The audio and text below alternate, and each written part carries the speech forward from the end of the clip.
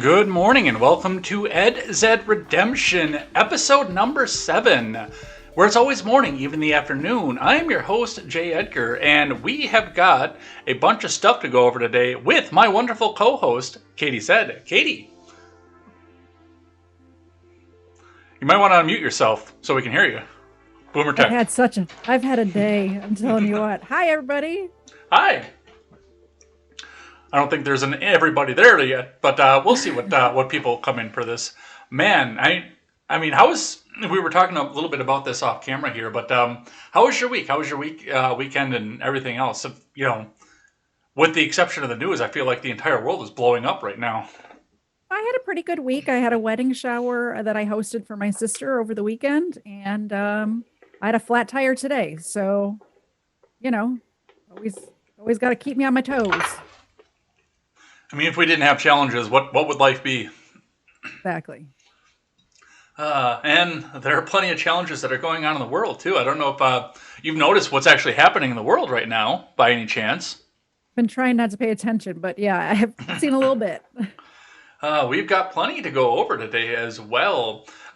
It keeps sounding like it's about to blow up over on the Ukraine side, but as you pointed out also, sometimes it seems like the only people that are trying to get things to go are the people over in our government here. But there's been some conflict. There's been some shelling. There's been a DDoS attack. And as of last night, it appears that the White House was saying that there was going to be a meeting with Putin and Biden in Paris, hosted by Macron. And then Putin said overnight that, no, I know nothing about this. It's not going to happen. So we have no idea what's going on with that at this point here, but we see that coming off of here. The trucker convoy has ended. It is over. It is done. They are not having any more. The last trucks were herded out of Ottawa late last night here, but they're being on alert here, making sure that none of the evil truckers are coming back in after this here. So we'll talk just a bit about what's going on there and a little bit more about the convoy that's supposed to be headed out of California and what that could mean for DC as well.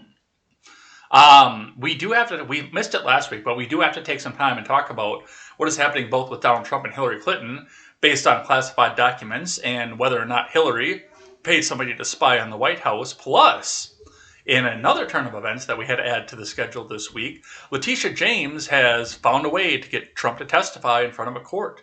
While it's in a civil suit, we'll be talking just a bit about that. And one to trip your fancy on the criminal justice side of things, Quintez Brown, we'll be talking just a bit about what happened there and the fact that he's out. He's on the street now again. So we'll talk just a bit about that. Plus, read a little bit of an article that he wrote 2 years ago about, take a guess, anti-gunning.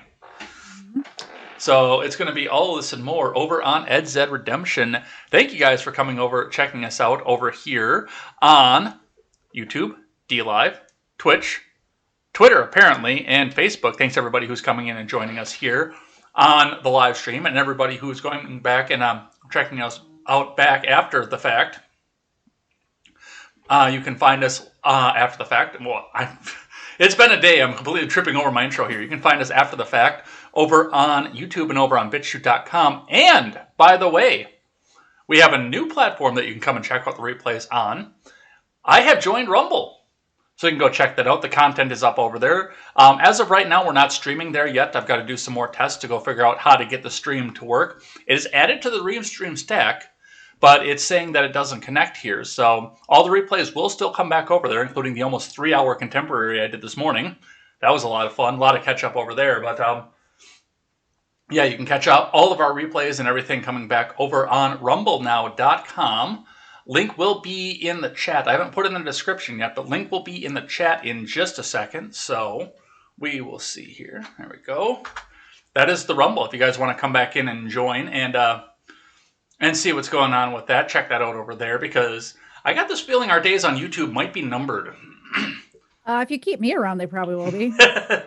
So we'll see what happens with that. Other news pertaining to the channel right now, which, by the way, I want the chat over here, not over in there. The fundraiser is up and live. I've been teasing this since the Kyle Rittenhouse case, because of how partisan that was and how partisan GoFundMe has been. And I took some time and I figured it out. And I figured out what I was doing wrong, too. And the Give, Send, Go is now live. So if you guys want to help raise money for Turns of Pages Productions, we are looking for an about $2,000 goal for startup costs, and to make sure that Bobby Joe, who is going to be our web developer, you can find her over on Twitter at KetoBJ over there, to make sure she gets paid, because we like Bobby Joe. We want to make sure that she gets paid. She helped set up the start page for turnsofpagesproductions.com. I've seen some of the work she does. She does brilliant work. She criticizes other people's work too, like crazy. So a lot of that is a lot of fun. But yes, we have help raise money for turnsofpagesproductions.com. You can go check that out. There's a little description. I got to resize the globe because it looks like crap right there, but there's a little description going on there to tell us what we are all about, what we're going to be doing. For those of you who are new to the Turn Some Pages mission statement that we have, and it was written on the GoFundMe when we started it out, but we are over at turnsofpagesproductions.com. We are hoping to get you news, culture, and commentary by the common man for the common man. That's right. We see so much news out there that's coming from people who wear a suit that costs more than our houses. Well, For those of us who own houses, that's not me right now. But for those of us who own houses, I mean, those suits that these people are wearing cost more than your houses do. And I don't think that's right. I think that you should learn about the news from people who've had to make this, decisions based on policy, public policy, and culture the same way. So that's what we're doing right now. We're raising this back up. So that's what we see going on with that. That's hopefully you guys will come back out here and help out. I got to do some editing to that because it looks like I'm doxing myself here, but we'll figure that out as we go. But there we go. We'll get the fundraiser up in the chat as well, so you guys can go see that. But yeah, come back and join us over there for that. All right. So we went over how your weekend was, how crazy your weekend was. Dude, my weekend was nuts. It's just, I had so much energy on Saturday, and then on Sunday I just hit a wall, and then it stayed somewhat hit today, but I was able to get some high energy coming back up here. So I don't know what happened, but we got to get down a break. Yeah. I feel like I've just been talking nonstop and ignoring you over here for however long we've been. All right, we got to get into it, though. We've got some stuff to catch up on over here, some stuff that we've got to talk about here. First, we got to talk about America's Dad. So, from CBS News today, judge temporarily blocks release of Bob Saget's autopsy records. This is coming to us from CBS.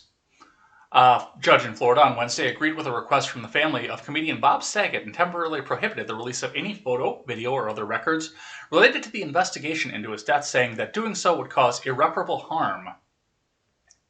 Saget's wife, Kelly Rizzo, and his 3 daughters filed a lawsuit the previous day in Orlando, asking the judge for a ruling that would prohibit the release of any records from local medical examiners' offices and the Orange County Sheriff's Office involving the probe into Saget's death. I don't know how I feel about this. I honestly don't mind this. I know he was a public figure, but his family, if they want privacy, they deserve to have privacy, especially, since he died. Like they're going through some shit right now. I lost my dad, so I understand. You just don't want, I couldn't imagine the public in general wanting to be a part of that very intimate moment with my family when my father passed. So I get it. They just want to be left alone right now. Well, and they may still decide to release it in the future. You never know. Well, I do understand that as well, but I don't know that you and I have been in big disagreement over what we feel like happened with Bob Saget. This just seems so suspicious to me still. Like there was another aspect to this. That's the only reason that I'm a little bit concerned with it. But I mean, I do understand, like you said, the privacy that needs to be done there as well. Yeah. I guess if it was under better, like if he had passed away in his home, I wouldn't feel as suspicious about it. Yeah. But it's the fact that he was alone in a hotel room and all of a sudden he just got an injury to the back of the head and died in his sleep. I have a lot of questions. So you think it was COVID related or vaccine related, or what do you think?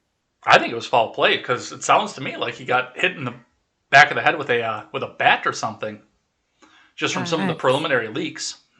Yeah. But I don't know. We may never know, or there might be a big investigation going on that we don't even know about right now. Speaking of foul play involved in deaths here, we've got one from the Daily Mail for you guys. Jeffrey Epstein's pimp, Jean-Luc Burnell, hangs himself, and they put that in quotes, alone in a Paris jail with no CCTV.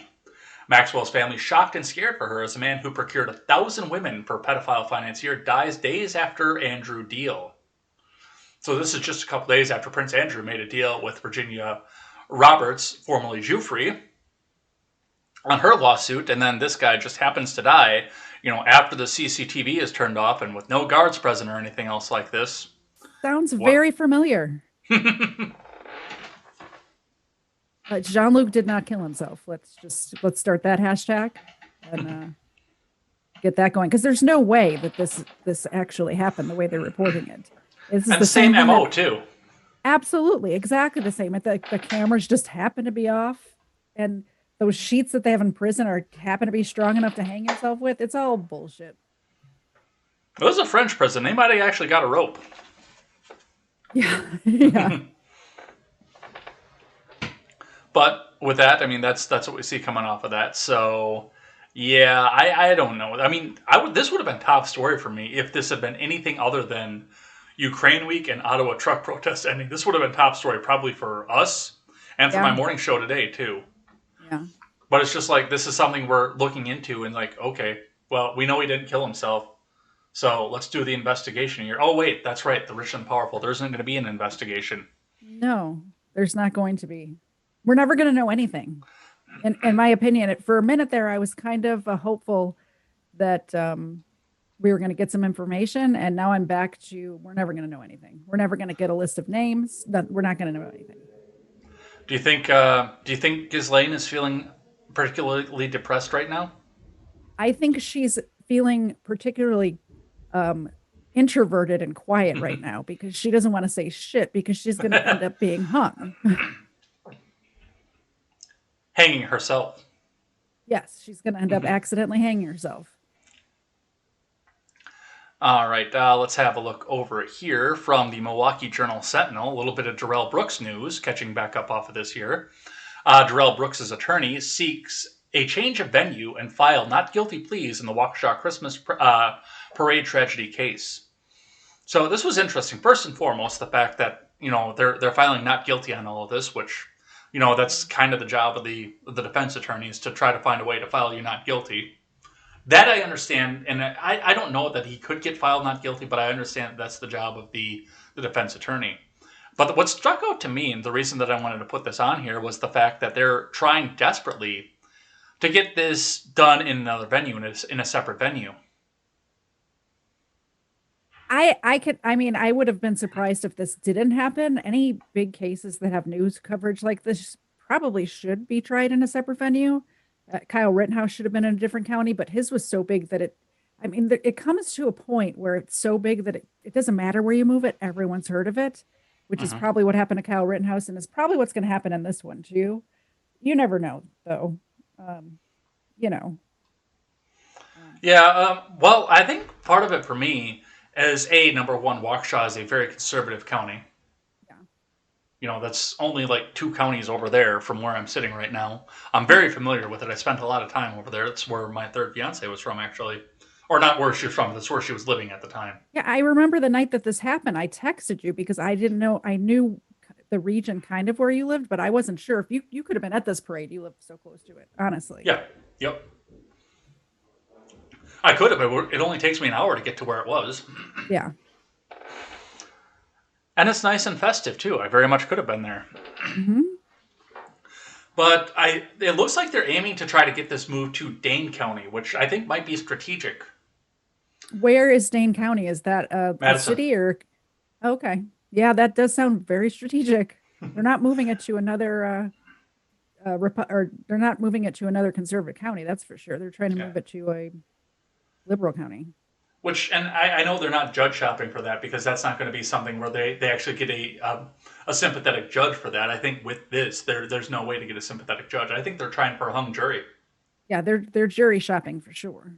I don't think that they could even get or even hope for a full acquittal with the heinousness of this. But, in Madison, the home of the activists, you get 1 or 2 college kids that looked at this and say, hey, this sounds like they're trying to say Black lives don't matter. I'm going to sit in this jury, and I'm going to nullify this jury no matter what. Yeah, for sure. And that could happen. But no, I don't think they're moving this one though. If they couldn't move the Rittenhouse case, they can't move this one. Yeah. But we'll see what happens with that. AOC biscuit back in the news once again here. AOC It's says such there's a very real such risk that the nation will not have a democracy a decade from now. Where does she think it's going? Does she understand the founding documents? Does she No. get I don't think she understands. I think she's just dumb. I really it's hard just the AOC said something stupid again. You don't say. Like I think she just doesn't understand how it works or how much it would take to change it. Like I just don't think she gets it. Her exact quote off this, she did this with an interview in the New Yorker. The infrastructure plan, if it does what it's intended to do, politicians will take credit for it 10 years from now. If we even have a democracy 10 years from now, the progressive lawmaker said during an interview earlier this month. I think there's a real risk that we will not. What we risk is having a government that perhaps postures as a democracy and may try to pretend that it is, but it isn't. Well, that kind of sounds like what we have now, though. Yeah, it does, doesn't it? Like I don't think she understands that all we want is fair elections. Yeah. Like all we want is a democracy.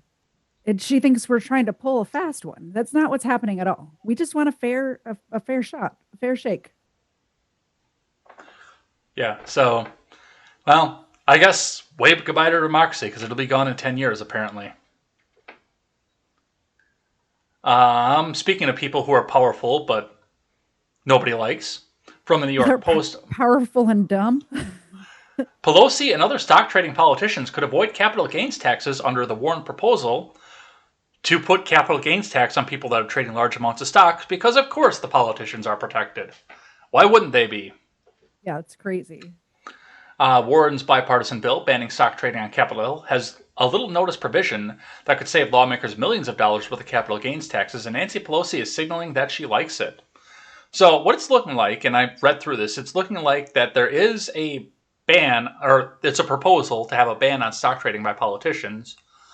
But in the proposal, when they go back and sell back out so they can get the cash back out of what they have, they don't have to pay the capital gains.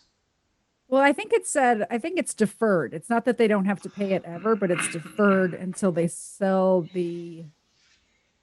until they cash in what it's traded in for or something like that. Either way, it ends up the way it's written that it saves politicians money and nobody else. Yeah, pretty much. But hey, if you get a windfall on AMC or something, you definitely got to pay those capital gains because immediately. You're not on Capitol Hill. Yeah. Not yet. No, I'm not running for office. Never mind. Here's one that apparently I would have surprised you with if I'd have put this on the surprise stupidity, but don't worry, I've got one better for that here. Here's one for you, because at the University of Nevada in Reno, after the mask mandate was lifted, a large protest was led to reinstate the mask mandates, including a large amount of people walking around in masks. Let's listen to what they had to say. Reinstate the mask mandate! Reinstate the mask mandate! Reinstate the mask mandate! Reinstate the mask mandate! Reinstate the mask mandate! Reinstate the mask mandate! You have things to say? Oh my God, her voice. Who put her in charge? Holy shit. It was like it was hurting my ear. I almost threw almost threw him on the floor. Who gave this lady the opportunity to be in charge? Thank God she doesn't have a megaphone. Could you imagine? She does. You can see it in the video right there. Oh, I didn't see She's it. not using it currently, but yeah, it's right there in the video. God, she's not using it. It's so okay. So other than her voice, which was the first thing that jumped out at me, what do they care if they want to wear a mask? Wear a mask. Nobody's stopping you from wearing a mask. Just don't tell me what to do. I couldn't imagine putting your time and effort into wanting other people to put a diaper on their face. It just doesn't make any kind of sense at all to me. I do think that there is a level of pushback on on the people that may have bullied some of these younger. Because if you look back at some of this here, these are the people that are out here doing this are the kind of people that went back out and they got called a name and they went back and tattled out to the teacher. And Oh, for sure. the person who called them the name, a lot of the time, was not the average people like you and me in the middle of everything. The person that typically went out and called them the name was somebody probably missing a couple teeth here who is 3 times their size and is likely a MAGA voter today. Yeah. And I think a lot of this is trying to use the authority of the university or the law or the government to push back on all of these people who pushed them around when they were younger. That makes sense. It definitely makes sense. They are trying to have some sort of sense of authority over another person that they just can't achieve in their regular life. Yeah, I think you're right on the nose with that one here. Here's an interesting follow-up to something we covered a couple weeks ago. Allison Giles has also now resigned from CNN. To touch back base onto this, Allison Giles was the head of marketing, former lieutenant of Jeff Zucker at CNN. I believe she was interim CEO, but now she has also resigned. I cannot confirm that she was interim, but I remember hearing that at some point, that she was supposed to be the interim CEO on top of this here until they could hire somebody else to go and do that. She has decided that she is going to be coming out. She has given her resignation. It looks like she might have been on the edge of being fired. And she released a statement addressing her exit on Tuesday night, saying, "Warner Media's statement tonight is an attempt to retaliate against me and change the media narrative in the wake of their disastrous handling of the last 2 weeks." She said, "It is deeply disappointing that after spending the last 9 years defending and upholding CNN's highest standards of journalistic integrity, I would be treated this way as I leave, but I do so with my head held high, knowing that I gave my heart and soul to working with the finest journalists in the world." This coming on the wake of interviews of more than 40 individuals and a review of over 100,000 texts and emails, found several violations of company policies, including new standards and practices, and I do believe has something to do with Chris Cuomo's contract off of this. But what I can say for sure is I don't think this is because her and Zucker were shacking up behind everybody's back. No, everyone knew it. It wasn't behind anybody's back, first of all. And it's just a sinking ship these days, isn't it? Yeah. Everyone's just trying to get off the ship, get onto a life raft. I think that's probably what's happening. Well, I guess we'll see what happens with that. But my big thing right now is when they do hire a new chief of marketing and a new CEO over there, do they have to provide their own underage hookers, or does CNN provide that for them? I'm pretty sure CNN provides it for them. Speaking of resignations, high-profile resignations, Levi's Jennifer Say has resigned over pressure on views about the COVID school closures. Jennifer Say was a rising star at Levi Strauss. The former gymnast spent decades working her way up at the jeans company, especially eventually be considered a possible candidate to become a CEO. Then the Pinko Pox happened. In a blog post, she wrote she decided to leave the apparel maker after they pressured her to stop speaking about her opposition to school closures because of the pandemic. She made the confirmation that she was resigning in both a tweet and an interview on Barry Weiss's Substack. And honestly, good on her. Absolutely good on her. Because it seems like the reason that she resigned is because she wanted to stay standing with what she believed in. Which is, yeah, absolutely. And if somebody can stick to their principles like that, I have much respect for. I hope she finds something else just as good on the same trajectory that she was on at Levi's. Well, I'm sure that there's going to be a fairly handsome severance package, and she can spend some time at home with the kids too, I'm guessing. Yeah. Let's hope so. Well, if she resigned, who knows? Well, let's hope so, though. We'll see what happens. Yep. This was funny one here. The Jewish ginger resistor. This almost got to be a surprise to me today. The Jewish ginger resistor, which of course, what are they resisting right now? Because, they control all the levers of government, but they sure are resisting right now. The Jewish ginger resistor tweets out at 1:47 p.m. on February 15th, last Tuesday, "I'm going to need help with this one. Hot Springs County, Wyoming School District turned the school gym into a fucking firing range to teach 5th and 6th graders marksmanship during PE class. But MAGA says it's the books and history lessons making them feel uncomfortable. In the thread, he continues on with another picture of the kids out there with air rifles indoors, with the CO2 cartridges clearly in the shot. Everything about this picture should make you uncomfortable. I actually retweeted this, so it wouldn't have surprised me. But everything about that photo makes me so comfortable to see the children are learning about firearms, and it's way less likely that they're going to have an accident with a gun anytime in their life when they're learning these things, the trigger discipline and things like this early. This is what we need. We need more of this, please. And also in a safe, controlled environment, too. Yeah, like they're not sitting out in the backyard with Ma and Pa doing this. They're absolutely. And they're airsoft guns, for Christ's sake. Relax.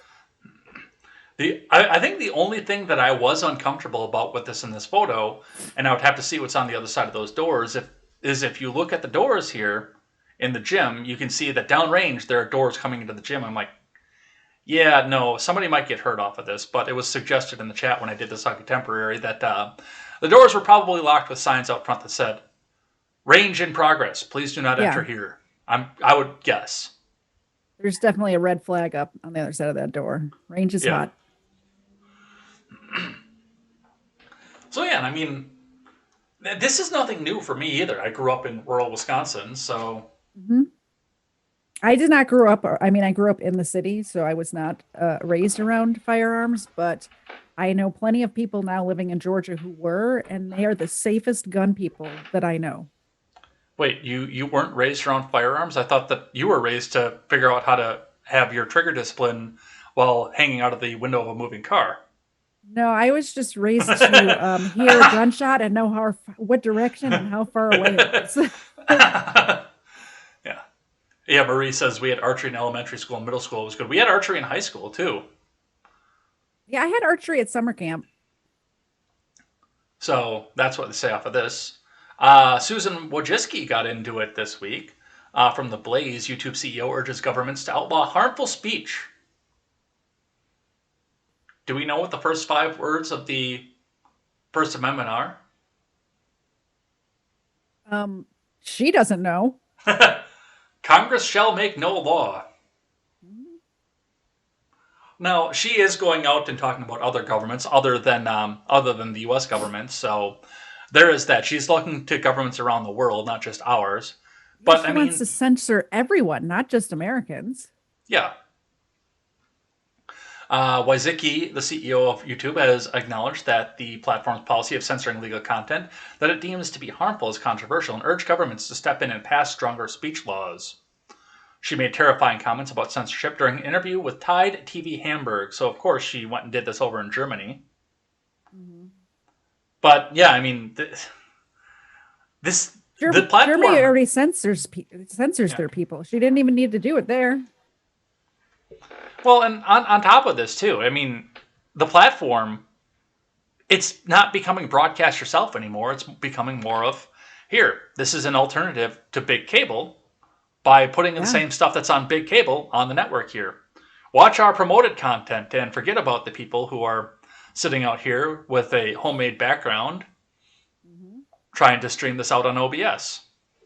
Absolutely. I mean, you said it at the beginning when we first went live today. You said, subscribe to other channels because we might get banned from YouTube. You never know. It's been this hanging over any YouTuber's head, anybody who streams or uploads on YouTube for years, that they're going to say the wrong thing, say the wrong words in the wrong order, and Susan's going to bring the hammer down on them. And it's happened. It's happened to people we know. Mm-hmm. You know? Biden came to Ohio this week. He went to a fairly small town called Lorain in Ohio to tout his infrastructure law and tell us about the $1 billion investment to restore the Great Lakes that the law funds, which that's a complete other story that we're probably not going to be able to get into off of this here. But he quoted novelist Toni Morrison, a native of Lorain because, pandering, saying places like Lorain have a lot of proud yesterdays. Now they're going to have some brighter tomorrows, echoing the famous quote from Morrison's novel Beloved. He was joined by Representative Marcy Kaptur, who represents Ohio's 9th Congressional District and is expected to face a difficult re-election later this year due to redistricting, which a lot of people, especially in the vulnerable races, have been distancing themselves from. That's kind of a bold strategy for her to come running up and stand by his side for this, because he is not doing well in the polls. Not at all. But he also came out at the end of it because, of course, they tried to ask him questions and he went running for the door. But he actually acknowledged it this time and says, I got to go right now. We got to get back to Washington because of the weather, and there's a little thing going on in Europe right now, which we'll be talking about in just a moment. Sorry, I had a sneeze. Yeah, we saw. Camera stayed on for that one. Hey, I got to the mute button in time. But yeah, I mean, for him to be going around like this, I mean, Kamala, we'll be talking about that too. Kamala went to Europe to go talk about what's going on the border, and he stayed behind to go talk in Ohio. This is not the person in charge. No, absolutely not. He's talking about restoring the Great Lakes. First of all, I've been there. The Great Lakes are still there. We don't need to do anything with them. They're fine. Like they're still there. And we have Kamala Harris talking about what they're saying. I'm not saying I believe this, but what they're saying is we're on the precipice of World War III, and he's not talking about that. He's talking about restoring the Great Lakes. Like it doesn't make any sense at all. If he was in charge, it doesn't make sense. Yeah. But he also had a weird story. This was at a different campaign stop that he was doing. A weird story about something that happened when he was on the city council. Let's have a listen to what the House Plant Chief had to say. I got a call one night. A woman said to me, obviously not of the same persuasion as I was politically, called me and said, "There's a dead dog on my lawn." And I said, "Yes, ma'am." I said, "Have you called the county?" He said, "Yes, they're not here."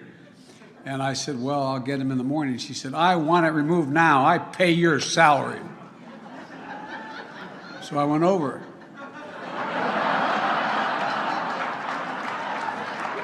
I picked it up. She said, "I want it out of my front yard." I put it on her doorstep.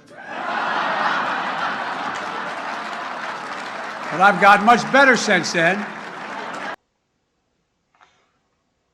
That's the president. Do you hear the people in the audience cackling at that? That's clapter, not laughter. Did you find anything funny about that story? No. That was horrible. That was a horrific story. I don't even know what to say. More votes than any other president in history. Just keep telling yourself that, Ed. Most popular president ever. More votes than even Barack Obama. Yep. You want a little white pill after that? I need one after the dead dog story. Amazon has kicked Black Lives Matter off the charity platform. Amazon Smile no longer will send donations to BLM. I didn't even know that was a thing, but good for them. Yeah, they've asked me to donate, and I do give a little bit to Amazon Smile because I like giving to charity, but it takes a percentage of your purchase and gives it out to charity of usually your choice, and a lot of that could go out to, yeah. But BLM is no longer a valid recipient to that. Good. If I had known that they were, I wouldn't have clicked the little button that says, like, do you want to round up your purchase or do you want to know? Like, I probably wouldn't have clicked that button, you know? I don't know.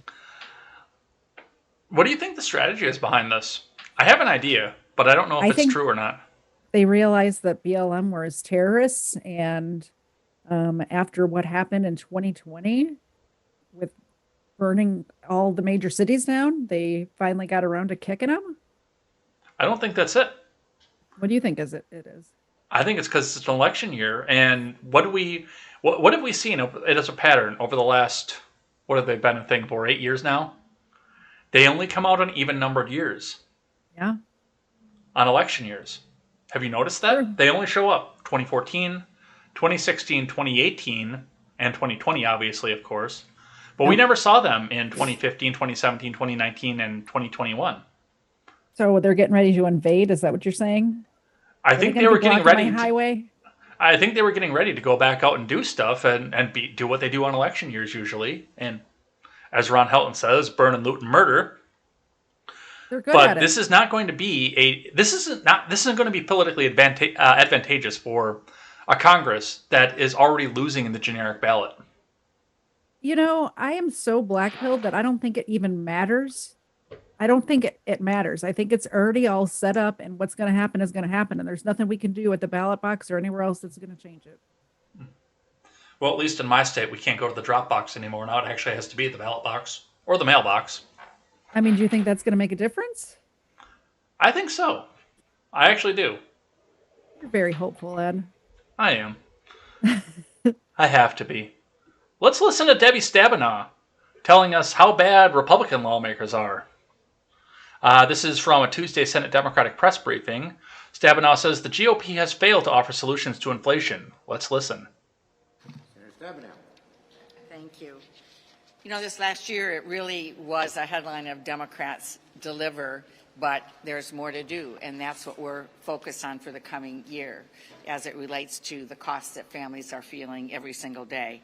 And there's no question that our country still faces supply chain challenges. I certainly from Michigan can speak about that and what that means, and everything that we buy in terms of cars and appliances and every part of the economy, and we are laser focused on addressing that, and the increased costs due to COVID. And over again, when we look at what has happened when you shut the economy down in the United States and globally, the ripple effect is in every part of our lives. And so we have been laser focused and will continue to be laser focused in addressing that. And Republicans have done nothing to lower costs. They have proposed nothing to lower costs. We've worked with President Biden to pass the American Rescue Plan that put shots in people's arms, to create safety for them, for their family, to get kids back in school. When the president took office, there were 46% of the children in America in school. Now it's 98%. That's a big difference, and we understand the challenges families still face under COVID, but it's safer. Children are back and learning in the classroom. Republicans have done nothing. Well, to be fair, they did stop the Build Back Bullshit plan. That probably saved a few pennies on the inflation. Ed, I hate this woman. I hate this woman. Why does she have to look like the heat miser, first of all? And secondly, what the fuck is she talking about? We've done nothing. We've been saying we need to open up. We need to open everything. It's that meme with the bicycle, with them putting the stick in the spokes of the bicycle and then blaming us for it. What is she doing? I had never heard of this woman before this, and I'm kind of glad I hadn't. But first of all, just look at her. And secondly, what is she talking about?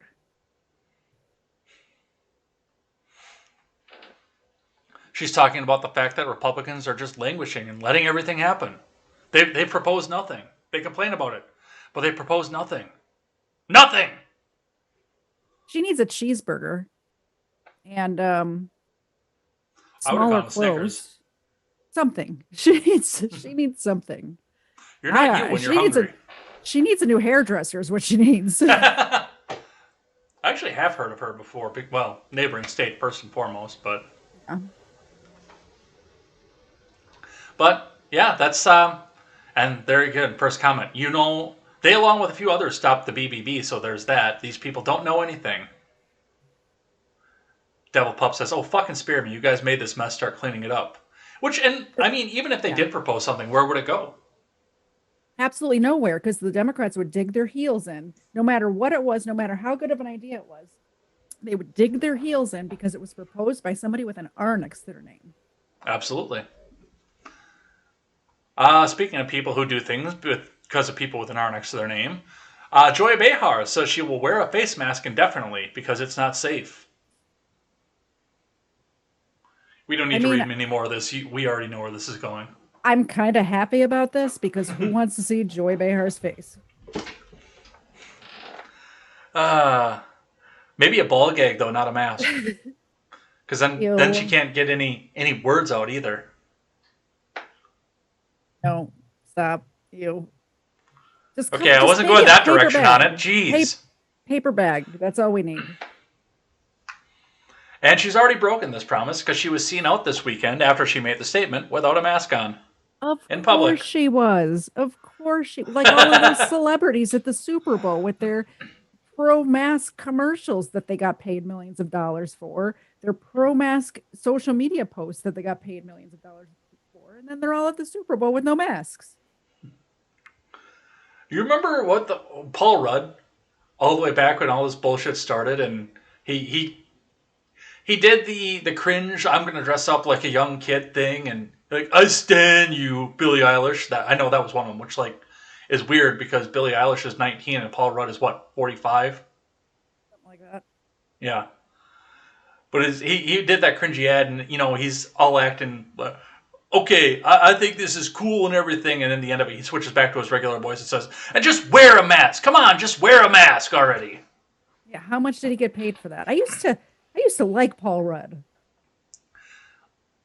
I can't like anything anymore. I can't watch a movie. I can't watch a TV show without hating somebody in it. It's ruined media for me. And some meme news for you. We got just a couple more here before we go back in and talk about the main topics of here. Some meme news for you because I know we love memes here. Elon Musk deletes a tweet that compared Justin Trudeau to Hitler. Musk posted then deleted a satirical meme on Twitter that compared the Canadian Prime Minister to Adolf Hitler. Here's the meme. It's a reply to... Who is it a reply to? He was responding to a Twitter post by Coindesk saying that the Canadian government was cracking down on crypto transactions, and he put this meme up, but he has deleted it. Thank you for screenshots for there. And it's the picture, for those of you listening back or not watching, it's a picture of Hitler, and on the top says, "Stop comparing me to Justin Trudeau. I had a budget." Yes, and I'm very sad that he deleted it because You wanted that meme. Elon Musk. Well, I saw it when it happened. I mean, I saw it when it happened, but Elon Musk has just I've gained so much respect for him lately that he just needs to keep going. I love it. Ever since he smoked pot with Joe Rogan, it's just been a steady incline of me liking Elon Musk.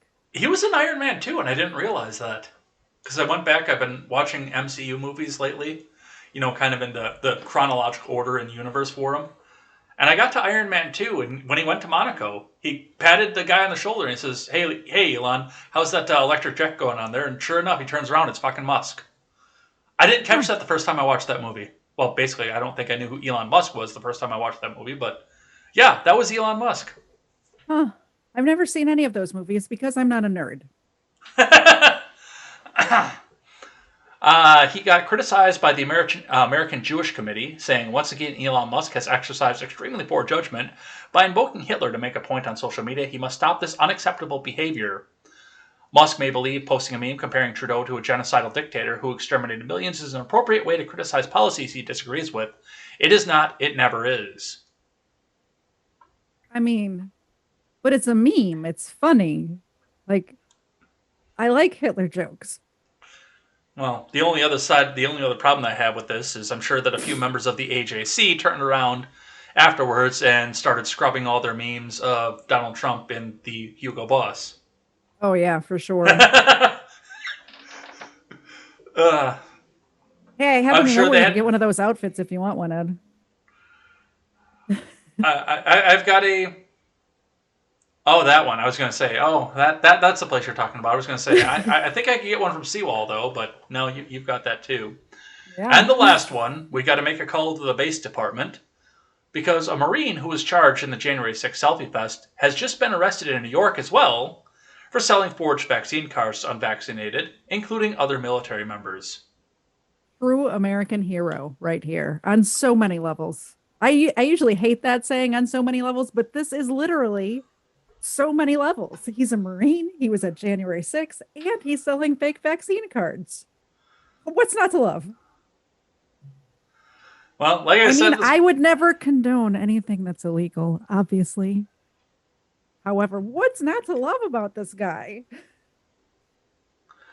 Well, as I said this morning, I mean, if you do want to have Well, you should never have a false vaccine card. And if you do, you should never sit down and make sure that the CDC logo is slightly altered for just a little bit because it's illegal otherwise to have a government document there.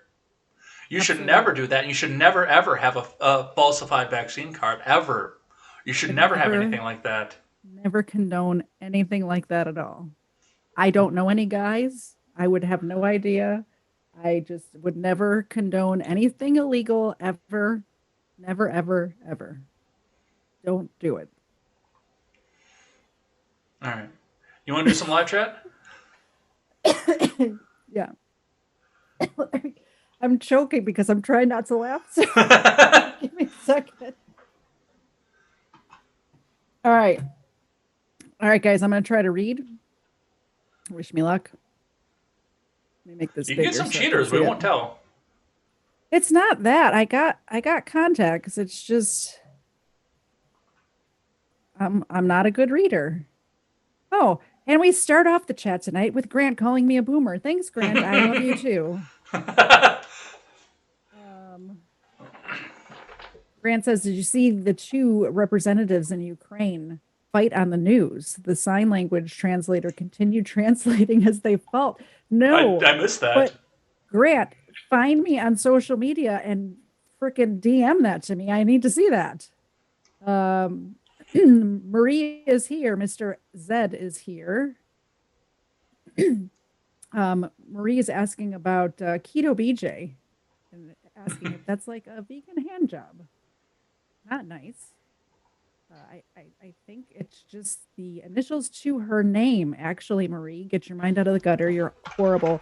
And apparently so is Mr. Zed. Let's see. Mr. Zed says, here's one for you. COVID is a cover-up for all the elite and powerful to have time to get rid of those who have dirt on them. With little to no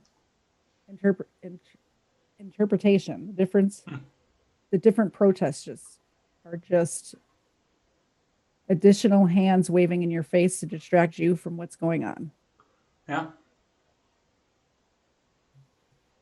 All the world's a stage, says Life to the Max, who is also here.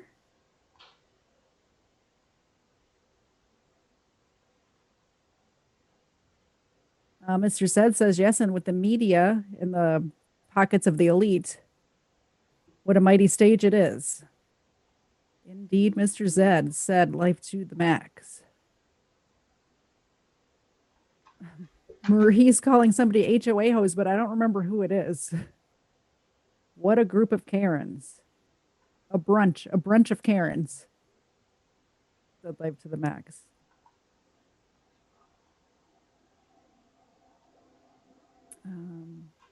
It would help if I could remember exactly what we were talking about when these came through. Marie said that she had archery in elementary school. Oh, they were talking about the people complaining about the kids shooting the guns, I bet.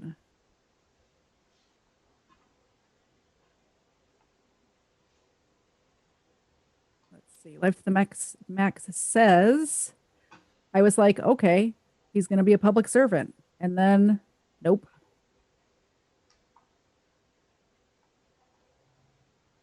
Life to the Max talking about the heat miser. She does not look well. She did not look well. Perhaps a roasted mushrooms, caramelized onions, and Swiss on a burger. That can be found in a number of places. I do enjoy the inside jokes. She should wear a face mask on air as well. I was thinking that as I said it. Meme game strong. Life to the Max says about Elon Musk. And skirt, Ed watches movies? Occasionally. Apparently more than I do, or at least different ones than I do. Yeah. We'll be getting that fixed soon. Yeah. Now that I'm For getting sure. ready to set up another channel just watching movies. Yes. Ron Helton says one of his girlfriends tested positive for the coof. I guess this explains the coof. I guess it explains the coof that I have. LOL. I said in 2020 that this Yeah, continue bioweapon will down here. cycle. Okay. That this bioweapon will cycle down to the point that you will need a special test to even verify that you have it, or the common cold. We have arrived. The scamdemic is over. Now is the time to make the evil ones pay for the nonsense. There's no justice in this world. I think he's trying to say world. Yes, world. Yeah. And Life to the Max noticed that I have a standing desk. Yes, it's adjustable. I got it on Facebook Marketplace for $45. I'm very excited about it. And it was like brand new. The person who sold it to me used it like twice and decided she didn't like it. Ron Helton says all of her coworkers had the jab. She didn't. And they all got the coof. How effective are the jabs? 0%. That is correct. That is correct. And Ron Helton's telling me to wear a diaper of shame? No, Ron Helton. Absolutely not. I am a superhuman who cannot get the coof. The coof was in my home. It was all over this bitch, and I didn't get it, so. And we're caught up. Bobby Joe made a comment on the background here, so I'm going to flip our images off for just a second and show what that fully looks like. So that is the background that was made by KTZed, and the text was made by Seawall over with us. And we're very happy with that. I really like how that turned out. I thought, well, we both love memes, and it looks very, very memey. So, yeah, yes. That's what we see off of that. All right, let's get our screens back up here. And we got to talk about Russia. I think that's going to be the big one to start with for today. We will catch back up on the live chat in a bit. But, I mean, this has been heating up for just the past few days here. First and foremost, in a just world, we wouldn't give a fuck about this. That is the first side of everything off of this. This does not affect any of us here. This doesn't affect any of us at all, and we shouldn't be. I mean, unless we get into a world war and we start drafting people. But I think we're a long ways off of that. Yeah. But as of on Friday, Thursday night into Friday, shelling attacks started in the Donbas region of the eastern Ukraine. I actually had to look up and find out what shelling was because I thought they were basically just shooting spent shells at things to go scare the shit out of people. But, now that I've actually looked it up and, there's some stuff going on here. And I don't know that this was the two fighters over here. I put a poll up on Twitter on Friday. I put a poll up on Friday morning. Asking the question, no, it was on Thursday morning. I'm sorry. I put the poll up asking the question: do you think that this shelling attack was done by Russia, by Ukraine, or by Anthony Blinken and Joe Biden? And overwhelmingly, the people voted for Anthony Blinken and Joe Biden. It does make sense. Well, you and I, because I called you on the way home because I had a very, very bad incident at the grocery store, and I was telling you about that. I'm not going to go too far into what happened with that, but let's just say we both had really bad days. Yeah. But we were talking about this too, and like what you said, that it doesn't seem like anybody has an interest in what's happening over there except for our politicians. Zelensky is saying, "Don't worry about it. Nothing's happening." Putin is saying, "Nothing's happening. Don't worry about it." But it's our politicians over here that seem to have the biggest heart on for this. Yes. I don't know. It's some sort of scare tactic they're doing because they can't scare us with the pandemic anymore. They need to have us scared. Well, and geopolitically, I guess, given the globalism of the current administration and some of the things that have happened there, I could see why they might have a vested interest in Russia not taking the Ukraine back over. The current people in charge. Because I'm sure that there are records, especially with it being a foreign worker with a green card going through their State Department of what actually happened with Hunter. That I'm sure that Joe doesn't want to have in the hands of Vladimir Putin. There's probably a lot of information that could slip into the wrong hands in the Ukraine. And it's not, I mean, it's all of the Democratic politicians over the last several years have kids or some sort of ties to the Ukraine for some reason. Yeah, that they do. I do want to talk just a bit first about the shelling that actually happened here, because it looks like there was a number of shelling attacks. There was live fire that was going into the Luhansk region of the Donbass, or I'm sorry, the city of Luhansk in the Donbass region. Looks like there were no casualties at the time, no living casualties, but it does look like one of the artillery shells hit a kindergarten through this. Now, it was pointed out, because we talked about this on Contemporary, you know, I've got a lot of people that are on the same mindset of me of false flag and staging attacks, but one of the things that was pointed out to me about this, and I actually don't know if I buy this as being a reason to actually say this didn't happen, but if you look at the picture of the kindergarten wall, it was pointed out to me that there are no scorch marks at the hole. And I don't think that makes a difference. I would have to ask Mr. Zed's opinion. I'm not enough of an expert on this sort of thing. I know he's been in areas of the world who've had shellings go off, and he would know what it looks like better than either you or I, I'm sure. That is a beefy ass wall, though. I'm looking at this now. I didn't notice this before, but that's like 4 layers of bricks thick. Holy shit. Got to keep the kids warm in the winter. Yeah. I didn't realize that was that thick the first time. That is a beefy fucking wall. Yeah. I don't know. They keep telling us again that there's going to be an invasion, that this is imminent, that this is a no matter what kind of thing. And I don't buy it. This has been, this is going to happen next week. This could happen next week since November. Exactly. And the only people that are telling us this is imminent are American politicians. It's not, and well, NATO, you know, our whatever allies, but the people who are actually involved in this conflict are saying, no, nothing's happening. Don't worry about it. Zelensky and Putin are both saying, no, we're fine over here. So why do they want us to be afraid of a third world war breaking out? What's their angle? I don't see where their angle is yet, but I'm sure there is one. Well, there was a side of this too, and I hate to make you listen to her, but because I know you don't care for her, let's have a listen to what Nancy Pelosi had to say about this, because I think that is just a little bit telling about this. I think she said the quiet part out loud when she was on what was it? This Week with George Snuffleupagus.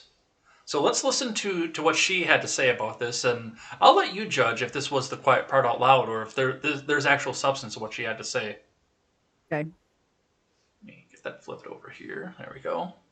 Joined now by the Speaker of the House, Nancy Pelosi. Madam Speaker, thank you for coming in again this morning. My pleasure. Good morning. You just saw those reports right there. The White House is warning of an imminent invasion of Ukraine. The Ukrainians seem to think that that's all hype. Do you believe that Putin is poised to invade? Well, I think we have to be prepared for it, and that is what the president is. Yes, I do believe that he is prepared for an invasion. I also understand why the president of Ukraine wants to keep people calm and that he wants his economy not to suffer. But on the other hand, if we were not threatening the sanctions and the rest, it would guarantee that Putin would invade. Let's hope that the diplomacy works. It's about diplomacy deterrence, and the president has made it very clear. There's a big price to pay for Russia to go there. So if Russia doesn't invade, it's not that he never intended to. It's just that the sanctions Are you worked. convinced the president is... This sounds to me like this is set up so they can come back out and say, no, he absolutely intended to invade, but Joe Biden talked him off the ledge. That's what I got out of that. I haven't seen, or I don't know have they released the what the sanctions package has in it yet? Do we even know? No, it does look like it's going, like NATO is already looking like they're going to shut down Nord Stream 2, which I think is fantastic because our president fucking greenlit it. Yeah. But that's breaking today, so I haven't even had a chance to look into that yet. Yeah, this is the first I'm hearing about. I mean, Yeah, I haven't been online very much today. Let's just put it that way. Yeah. But I mean, going back to what she had to say, like he intended to invade, and it was our diplomacy that stopped him. And even if he doesn't invade, he's not going to do it because of our diplomacy, because he intended to. If he wants a World War III, do you think a sanctions package is going to stop him no matter what's in it? He's not worried about trade and all of that shit if he's planning on taking over the world. Well, especially now they're doing nuclear drills too over in Russia. Yeah. He's just gonna he doesn't need to have trade with you, Nancy Pelosi. He's just gonna take your shit. Yeah. I hope that when he launches the nukes, I get ghoulified, but you don't play video games, so you have no idea what that means. I don't know what that In the means. It means you go to the gulag? No, in the Fallout lore, there are certain people that have a genetic defect, so they don't die when they get irradiated. They turn into ghouls, basically. They survive, but they look like zombies because their skin starts falling off. But they can live forever. I've heard it all night. I've heard some nerdy shit tonight.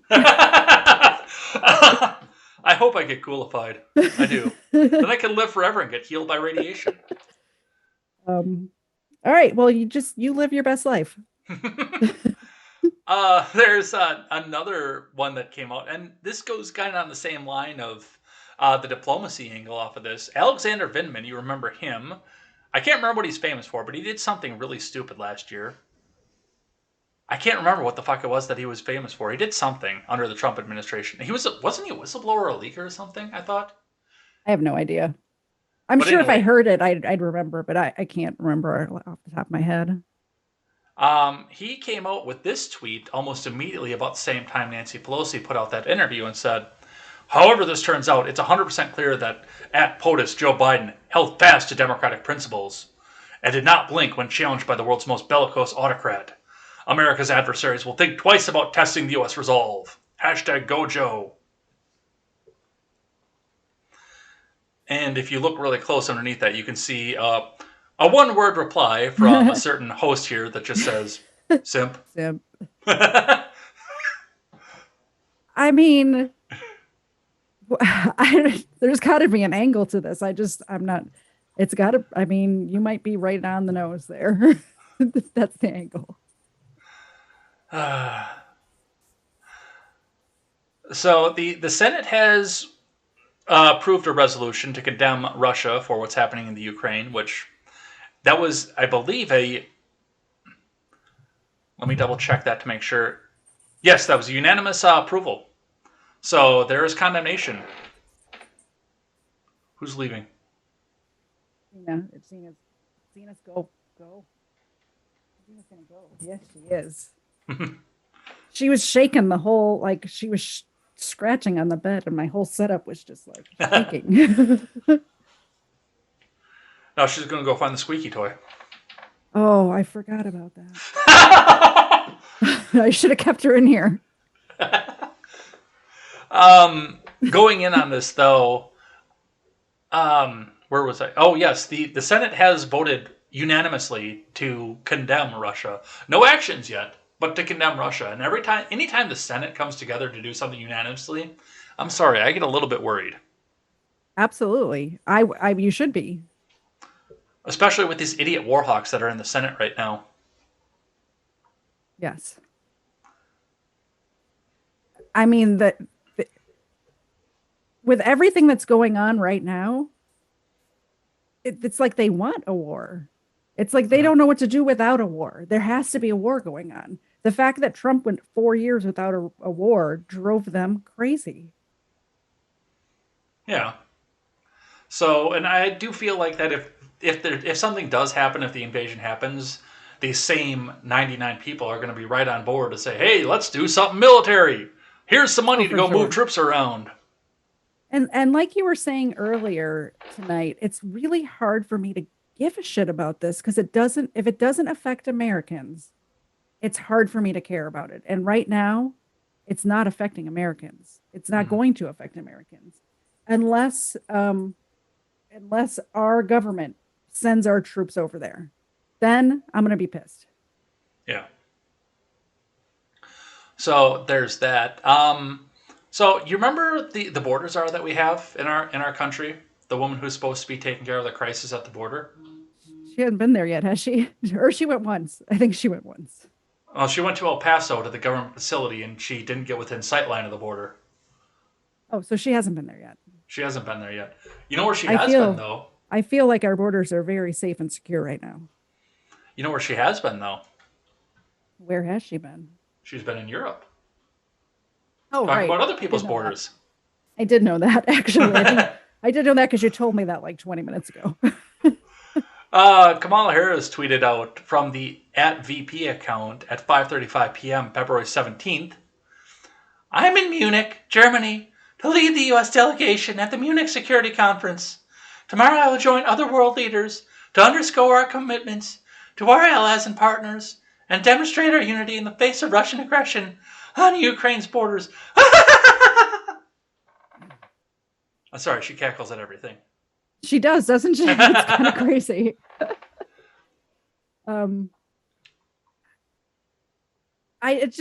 whole thing just really upsets me, especially when you bring up, yes, she is the border czar and has done nothing to stem the flow of immigrants from our southern border and the northern border for that matter. I don't need those Canadians coming in here either. I think we need a wall on both borders. Just let me get You're that going out to there. hate one of the stories that we have coming up for that story then.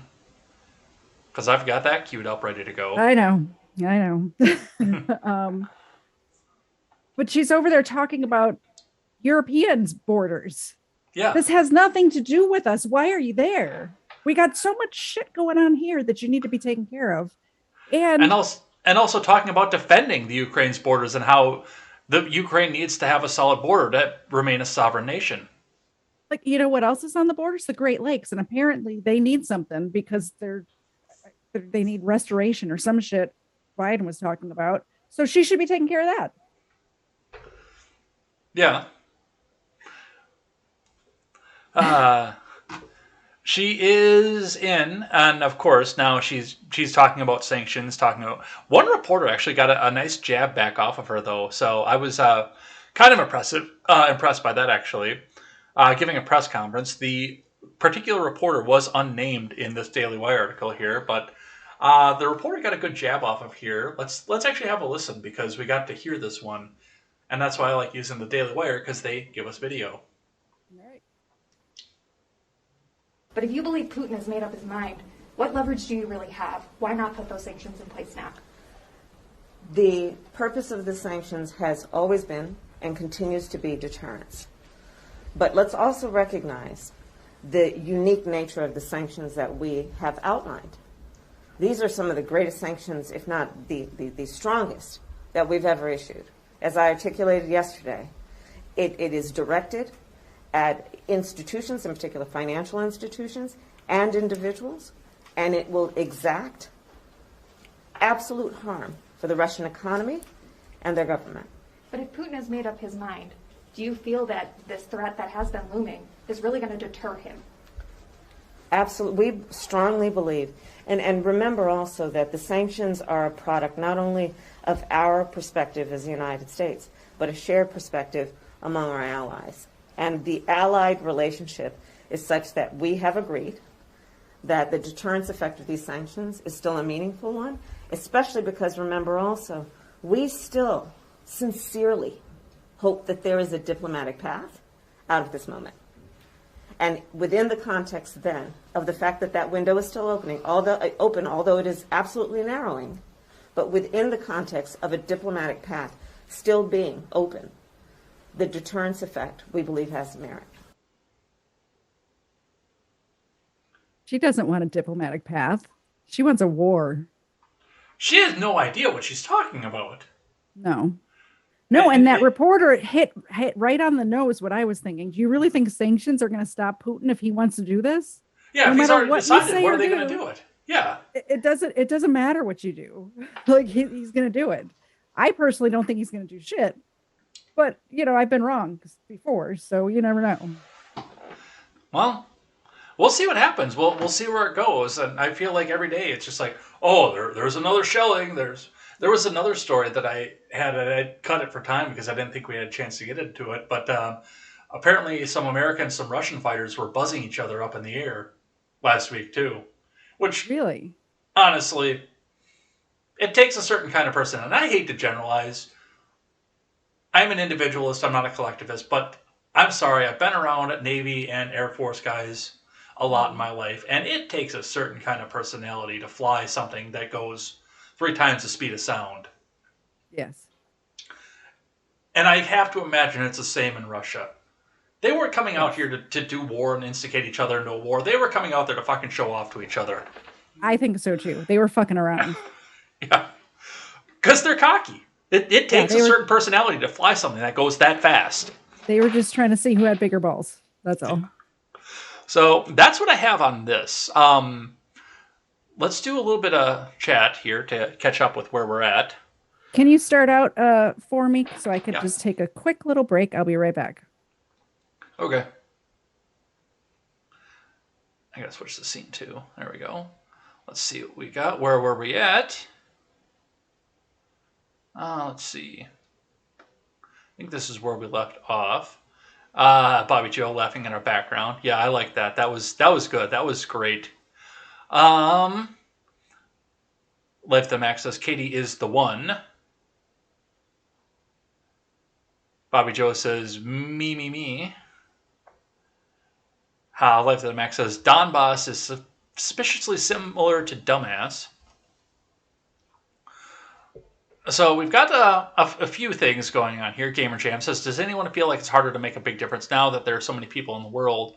Like sometimes when I'm listening to Hamilton, I'm thinking, as one person he was able to accomplish so many things, many of which were done simply by writing.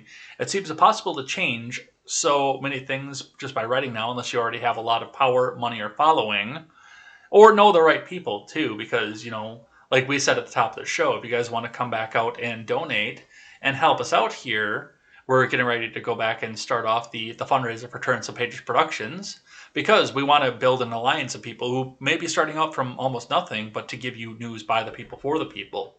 So it's about coming together, I think, is going to be the big thing. Ron says he's the only one on DLive. He's lonely. DLive is a fun platform. Let's see. Ron says that hole in the wall looks like a Saget round that's designed to penetrate the armor of other tanks. Bobby Joe says everything's a setup, J. Edgar. Ron says if it's not that, then I would suspect it's something similar to a TOW round, another anti-tank missile. KTZed is apparently impervious to nerdification, but I hope that I'm not impervious to ghoulification, because I want to spend eternity, since I would be immortal as a ghoul, and trying to sell people stuff and say, "Hey, smooth skin." I've been practicing the ghoul voice. Oh, good. You'll need that soon. Ron says it may affect Americans if you're in the process of ordering a Ukrainian mail order bride. Was thinking of ordering one for me and one for Ed.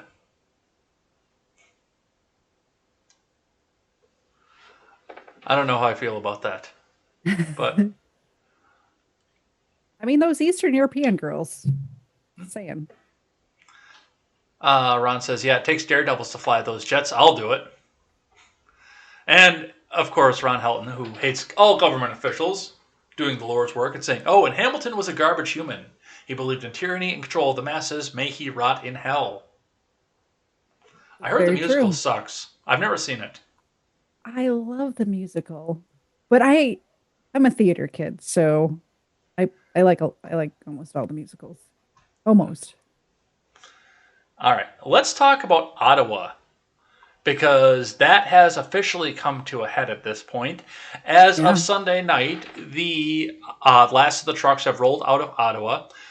The police presence has become much heavier at this point, basically coming out there to show the people that, oh, we're not going to let these people come back in here. We're going to be watching to make sure that they're not coming back in here, because they might be massing outside of Ottawa to come back out and occupy once again.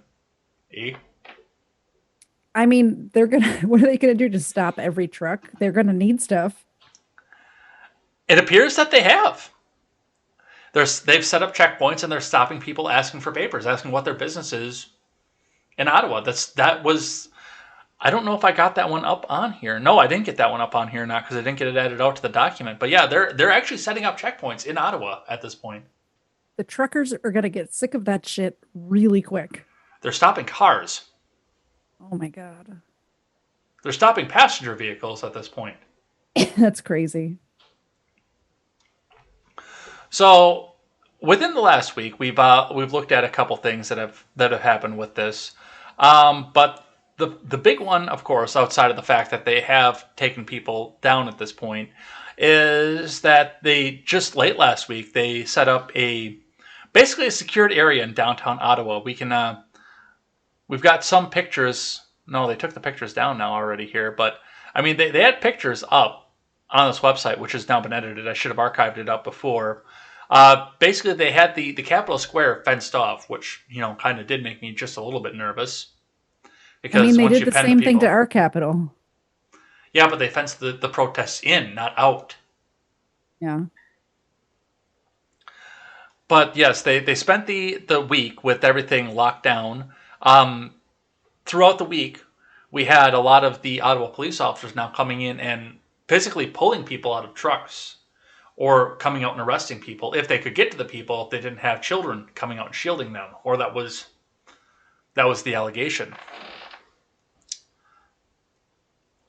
What I've been trying to find, and I actually might have to go out to Stephen's Twitter to go find this here, because what I've been trying to find is the actual picture of the lady in the walker, and I know Stephen had it captioned with something funny because that actually might be the only way that we can see it, because Google has pretty well scrubbed it at this point for obvious reasons. Yeah. Like you can't do an image search on any of this. So let me go see if I can find that Bobby. But I mean, it's been a crackdown of major proportions, and the mainstream media isn't touching it. And I don't understand why. This is the tyranny that's going on in Canada right now is kind of crazy. They're, they're seizing people's bank accounts.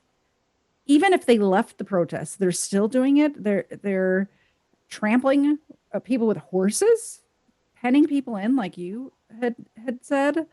I saw that Rebel News reporter, and I honestly, when I first saw the video, I thought she actually got shot, but she got shot with like a canister or something like that. But still, at close range, that's got to sting. It could have probably broke her leg. I would think it comes out with that much force. So this is the image, and of course with the Stephen Ignoramus caption off of it. But this is the image, and you can see a guy laying down behind a horse.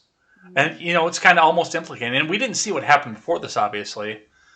But, you see the guy laying down behind the horse. Did he get stepped on by the horse? I can't tell off of this. But if he didn't, he got awfully goddamn close. And then, right below him is the woman with the walker. Yeah.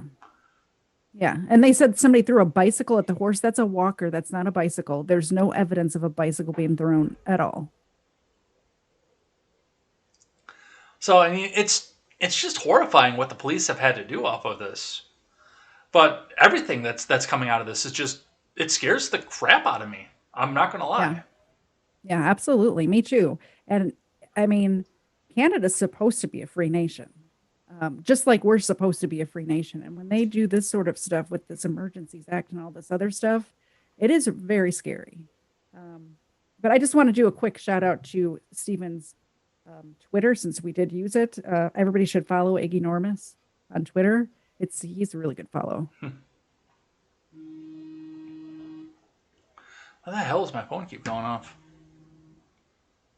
Mine did too. But I mean, looking in, first off, that's a funny caption. Me and the boys on the way to the store after they announced that 9mm ammo is going back to 2016 prices. Yeah. I wouldn't mind getting some 9mm ammo at 2016 prices. I would stock up. Definitely would for those prices. But I mean, looking back at this, and what else have we seen out of this? Freezing of bank accounts. TD North has frozen bank accounts, not just to people who were receiving funds, but anybody who was involved with this protest. If you donated $20 to the truckers and you're Canadian, your bank accounts could be frozen right now. You could not be able to pay your bills or buy groceries because you decided to support this cause. That is terrifying. What's more terrifying is that could actually affect U.S. citizens too. I said this morning, get your money out of TD Bank, because there are a lot of people down here that use Toronto Dominion. That's what TD North is, Toronto Dominion North Bank. There are a lot of people here that use that. Yeah. And they shouldn't be anymore. They absolutely shouldn't be. I need to check if I have any. I think I might have some investment accounts. I'm not sure. I have so much money, I have no idea what it's going to be. And on top of this, and we shouted out Give, Send, Go because they are actually going to be hopefully helping us process the fundraising. And because of everything they're going through, on top of the standard fee that they take out of everything, I left them another 5% too. So if you do want to help Give, Send, Go, and you help out our fundraiser, 5% of that goes back to Give, Send, Go to help them keep their website free for everybody. I think that's pretty cool. So I said, it's the only charity or a donation website right now that has even a little bit of balls to stand up to the Canadian government. So do support them, even if it's not through us. Definitely support them, because this is what the world needs right now. Well, and they need a lot of stuff right now. The world needs a lot of stuff up here. Give, Send, Go got hacked over the past week, and the names of the donors got released. Yeah. Which I thought that disseminating of hacked materials was against Twitter TOS, but apparently it's not, because those names were all over Twitter almost instantly as soon as that happened. But, we couldn't see the Hunter Biden laptop story because of that, or the New York Post on Twitter because of that. Yeah, and people bragging about being the ones that did it on Twitch and not getting banned. Or Instagram. Did you see this one? This guy seems stable. Let's listen to what this stable human being has to say. I got to turn the volume down for this one. Yeah, it's...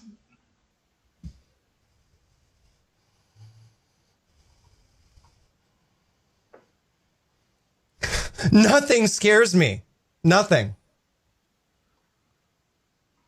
Yes, I doxed the truckers. I did it. It was me. I hacked Give, Send, Go, baby. And I do it again.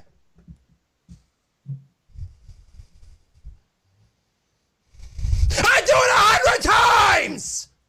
I did it. I did it. Come at me. What are you going to do? What are you going to do to me, huh?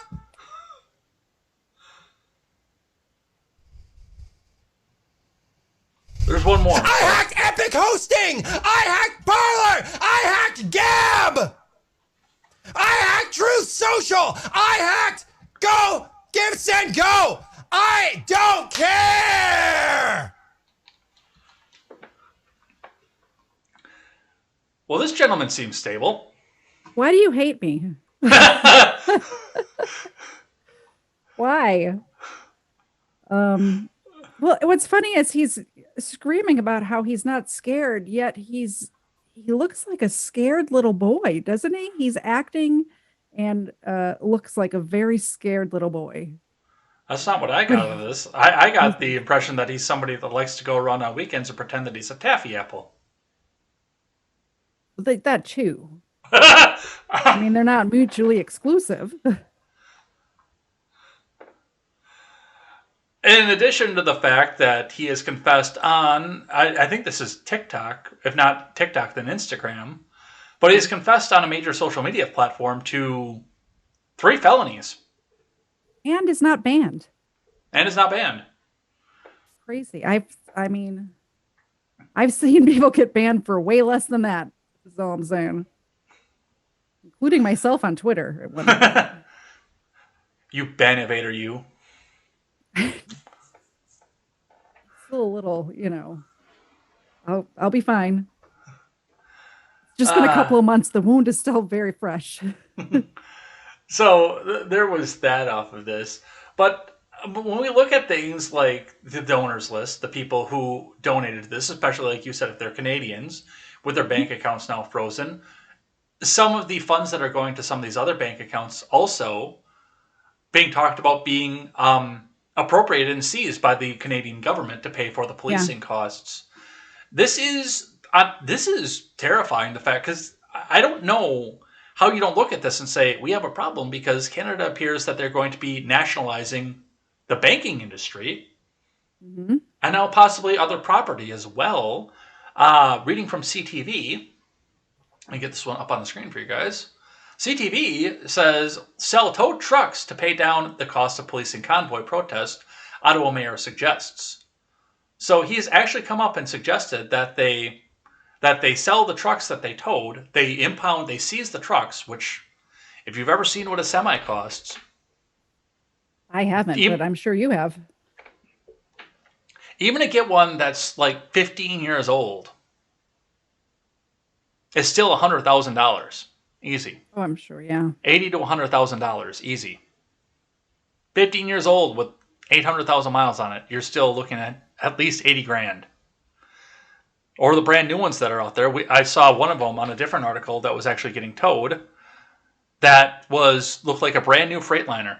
That's a $225,000 truck on the back of a tow truck. That's a lot of money. A, for the trucker to be out, and B, for the Canadian government to come back in and say, okay, well, we own this now. We're going to go back and sell this so we can turn around and recoup some of our costs from the protest because we were acting like government assholes. Eh? Well, and I bet a lot of these trucks are technically still owned by the bank, but these truckers are still going to be on the hook for these loans. Yeah. So they're going to be paying for years and years and years. Without an something income. they thought they were going to be making their income from, and it's just gone. Mm-hmm. It's that they're turning into China. China. Yeah. Canada is turning into China. But it's just, the nationalization just terrifies me. Yeah. I'm sure it terrifies a lot of other people. The truckers did have an unlikely supporter. I don't know if you saw this or not. Ilhan Omar came out in favor of the truckers this week. Are you joking? Oddly enough. I didn't see this. From the Daily Caller, Ilhan Omar defends people who donated to Canadian truckers. Reading briefly, Minnesota Socialist Rep Ilhan Omar defended a shop owner who made the donation to the Freedom Convoy in Canada, saying journalists should not be reporting on and putting the names out there of people who made insignificant donations. Omar sent out a tweet in response to an editor at the Ottawa Citizen-Sun who shared a report about Stella Luna Gelato Cafe owner, which had to close down Tuesday after receiving continued threats. The outlet reported the owner, Tammy Giuliani's name, was on the list of Give, Send, Go donors to the Freedom Convoy, which made it public after Sunday's hacking. The tweet from the reporter has been deleted, but Ilhan tweeted out on February 16th, I failed to see why any journalist felt the need to report on the shop owner making such an insignificant donation, which I believe was a $50 donation. Yes, that's confirmed. It's a $50 donation. Rather than to get them harassed. It's unconscionable, and journalists need to do better. Am I on Ilhan Omar's side? What's happening? This is weird. It's crazy. I mean, I guess a stop clock is right twice a day. Yeah. But I never thought that, from all the drivel that comes out of her mouth and baloney and bullshit that comes out of that woman's mouth, I never thought that I'd be like, yes, absolutely. Agree 100%, Elon. But I do. So, yeah. Yeah, I'm completely on board with this. And I'm the same way. When people do right, even if I completely hate their political position, I'm going to give them kudos for it. I'm going to give them credit for it. Yeah. This was the right thing to do and the right thing to say. Yeah. Because you have principles, that's why. Yeah. Speaking of principles, one other thing that's happening on our side of the border, based on this here, this one comes to us from the Daily Mail, and that is the Capitol perimeter fence erected after January 6th riot will be reinstalled ahead of Biden's State of the Union address on March 1st as the Truckers' Freedom Convoy heads to Washington. So, as of right now, according to this article, there's a demonstration that's scheduled to depart from Barstow, California on Interstate 40 on Wednesday. National organizer of the effort, Maureen Steele, said she would not disclose the specific location for fear of retribution. So they're actually going to do, apparently they're actually going to do this. They're going to run, looks like they're going to be starting with about 1,000 trucks from California, but, you know, what did they have? Like a couple hundred? here's what I don't understand. What exactly are they? Are they just in solidarity with Canada, or because it seems like all of the COVID stuff on a federal level has been shut down here already by the Supreme Court. So what are they protesting? I don't know, but what I will say is that it looks like they will be hitting Washington, D.C. on March 1st, State of the Union address. That makes sense. I just don't understand why they would even, I don't know. It seems like we've won here. America's freedom has stayed free as much as it can, unless they're just protesting, I think they're just protesting Biden in general at this point. Maybe. Which would not be a bad thing. I mean, there were protests for Trump 24/7. I'm definitely once we're this week or whatever, going to do a deep dive to see exactly what is being said. I haven't been paying attention to it, so yeah. But yeah, it looks like they're in, and the fencing is going back up for the State of the Union. So it's going to be all around the Capitol complex, all around the mall, and everything back else. Just the optics of that is so bad. Like, oh, look at our free nation with the fences around the Capitol. It just looks so bad. It looks like a third world country. I hate it.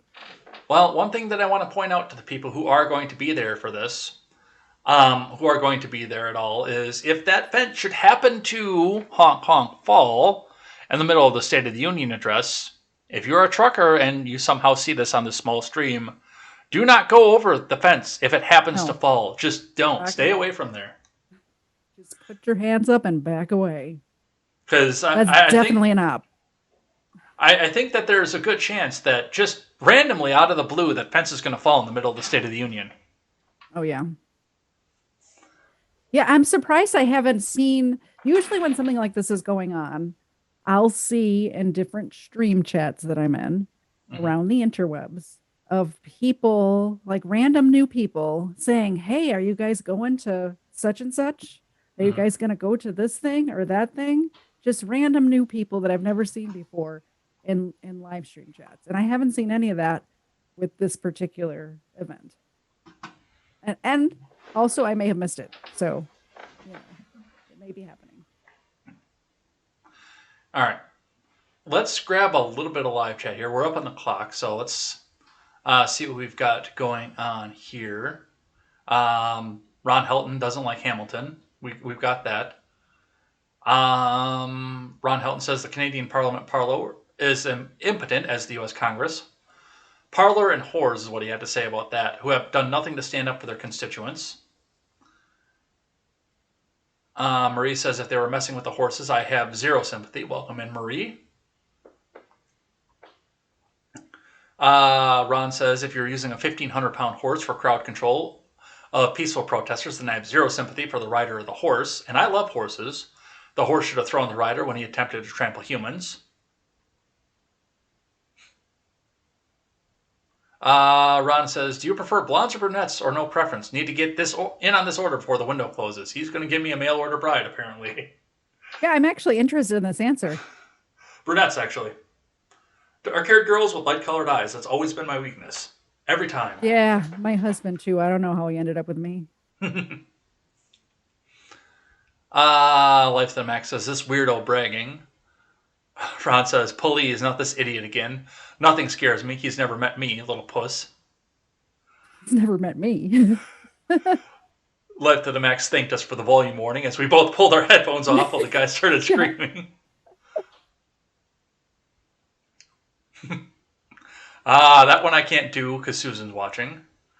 Ron says, I may have to watch the cache version of the stream if YouTube doesn't delete it first. Susan hates me, of course. Most commies do. Well, we are on Rumble right now, so once it all processes back out, the cache version, you can go back and watch us on Rumble.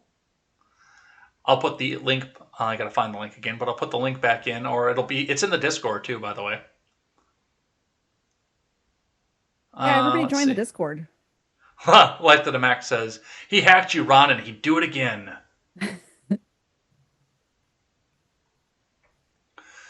Could do anything says 1 minute till a vote on the extension of the Emergency Act. That's actually happening in Canada right now, so they're voting on that.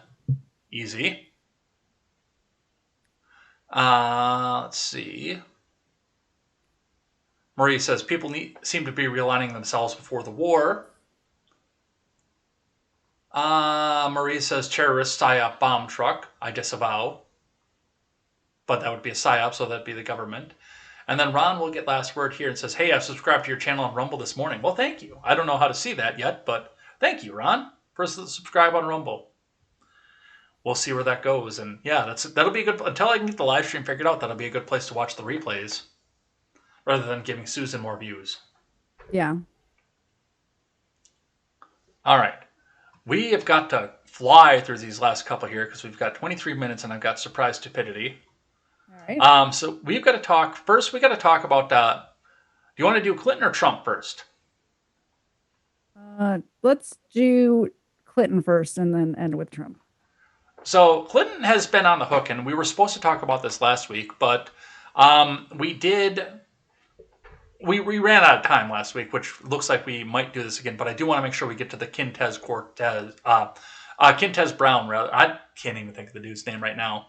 I do want to make sure we get to some of this here, but Hillary Clinton has been implicated in a Durham investigation. We were supposed to talk about this last week because it was found that Michael Sussman had been attempting to hack into both the Trump Tower, and it came out that he also got into the White House to see if he could find a covert connection between the Trump organization and Russian banks, which, given the fact that he had properties there, I'm actually not surprised by the fact that he has connections there.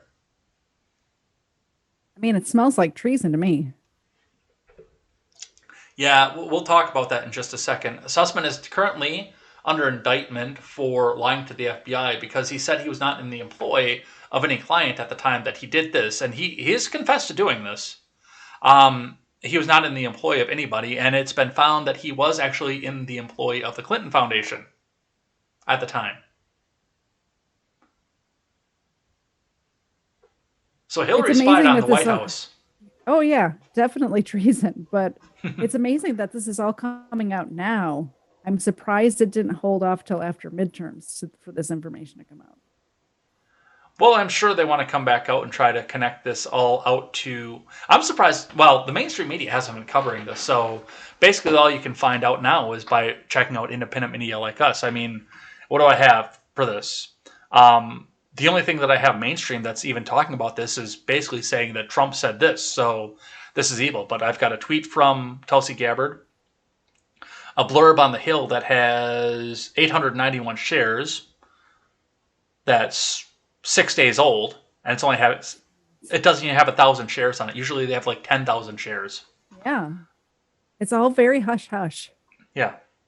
Well, Hillary herself has actually come back out and talked about it again. But yeah, I mean, nobody's talking about this.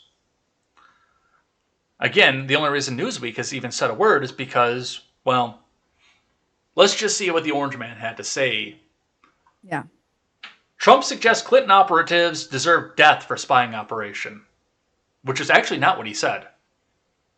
But it makes a good headline. I mean, I agree with the headline, whether he said it or not, because, I mean, the penalty for treason is death, and that's exactly what this is. I disavow that, and I hope that everybody involved with this enjoys a long and happy life and dies only of natural causes. Or the electric chair. But he didn't actually say that they deserve death. Let's see. Let me get the actual quote, which was, by the way, if you scroll through your article, 1, 2, 3 paragraphs, a set of side-by-side pictures, and then the actual thing. Trump issued a Saturday evening statement responding to the news, suggesting the death penalty would have been warranted for such actions in a different time. The quote, "This is a scandal far greater in scope and magnitude than Watergate, and those who were involved in and knew about this spying operation should be subject to criminal prosecution. In a stronger period of time in our country, this crime would have been punishable by death."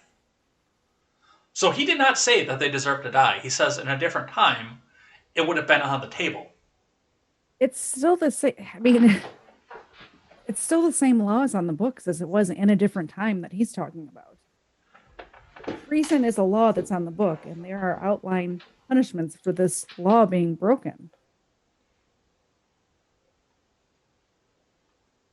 I understand that, but you can understand the sensationalism that's different between what Newsweek said on the top of the page and what they said almost down through the entire, almost to the end of the article.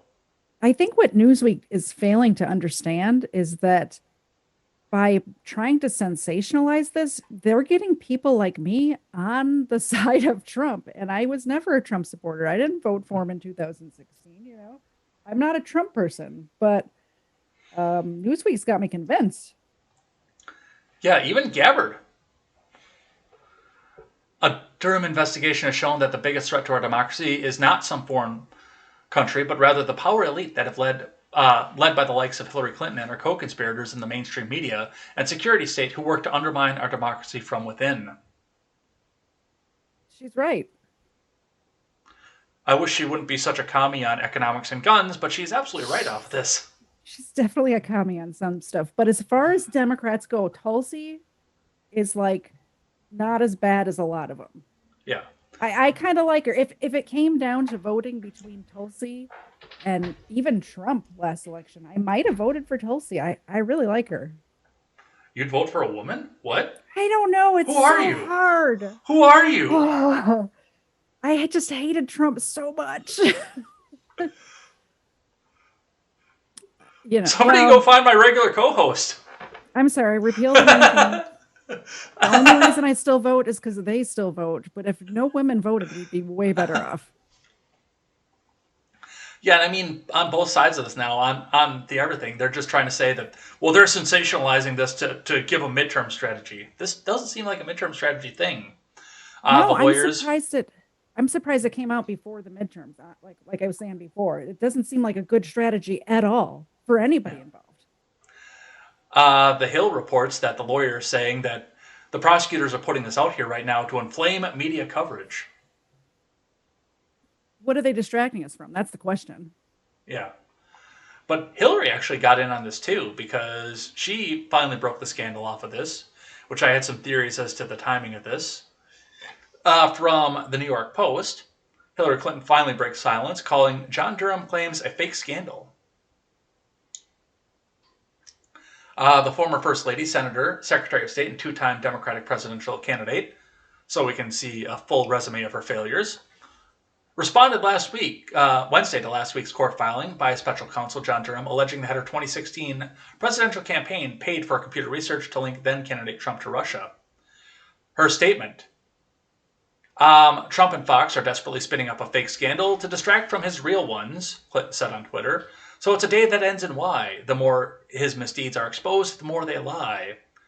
For those interested in reality, here's a good debunking of the latest nonsense, she concluded in the Post, attaching a link to a Vanity Fair article, because that's completely objective, titled, "You'll Never Believe It, but Hillary Clinton did not in fact spy on Trump's White House." But she did. But she did. A lot. Well, he was still in office. It's not even like it was after he wasn't in office. It's like, well, he or was still in before, office. on the campaign side, I could see it's not treasonous on the campaign trail, but... It's not. But when he's a sitting president, it's 100% treason. And I mean, I don't want to go over the penalties for that again because, you know, I know you like your channel and whatnot, but come on. Well, and it turns out that she was actually asked about this before. She's finally breaking her silence on the whole thing because she was asked about this in a restaurant. Clinton broke her silence one day after she ignored questions from the Post about Durham's claims after she and her daughter, Chelsea, were at a Queens restaurant, which is telling me that they found out that she's going to be questioned about this, so they got out ahead of it and got the nice focus group tested answer. And when she was in the restaurant with her daughter, she didn't know what she was supposed to say because the focus group hadn't decided yet. She didn't have her flashcards with her. The teleprompter wasn't there. Yeah, the no monitors telling her what to say. So that's what's going on with this. And interestingly enough, at the exact same time that this was starting to come out here, we heard about what was going on in the National Archives. So to read from the Associated Press, the National Archives, Trump took classified items to Mar-a-Lago. So allegedly off of this, with 15 boxes of documents, copied documents, by the way, not the originals. The originals are still in the National Archives. There are 15 boxes with copied articles from the Trump presidency, and they may or may not have contained classified information. According to this, federal law bars the removal of classified documents to unauthorized locations, though it's possible that Trump could try to argue that as president, he was the ultimate declassification authority. I don't think that even matters. No, I don't think it does either. I've looked at the story, and all I see is a gigantic nothing burger. The exact word that I was going to use is a nothing burger. And here's why. I mean, they're brushing under the rug all of the stuff that Hillary did. Like, oh, it's no big deal. She literally had servers with classified information on it leaked. Mm-hmm. And they're like, oh, that's no big deal. And he's got papers that may or may not be classified. And we're going to make a big deal out of this. It's nothing. It's nothing. And unless you tell me what was in there. Yeah, and not only that, but on the papers too, like you said, Hillary's emails leaked. They got out. We saw some of the stuff, including stuff that was marked with the C for classified. As far as I know, Mar-a-Lago, until the former president dies, is going to be under strict, and I think even afterwards because of Melania, but it's going to be under strict, absolutely strict Secret Service guard. Oh, yeah. Which means ain't nobody getting in there to get those documents. Yeah, absolutely. And don't get me wrong, I'm sure Hillary, when she was Secretary of State, had Secret Service too, because she was an ex-first lady, you know what I mean, a former first lady. Yep. And Bill's got Secret Service for life. But exactly, and Bill, exactly. She was still married to Bill, or she is still married. I don't know why it's coming out like she's not married to Bill. She is. I'm just saying she's a former first lady, so she would have had the same sort of Secret Service coverage that Trump has.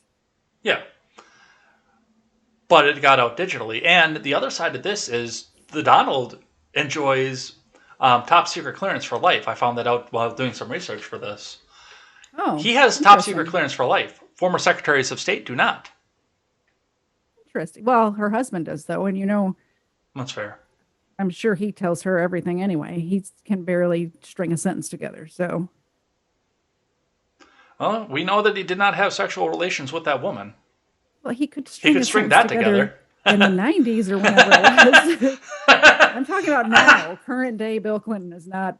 I mean, he's more bumbling than Biden is at this point, which is a really difficult task. Difficult task to do. I think he's older.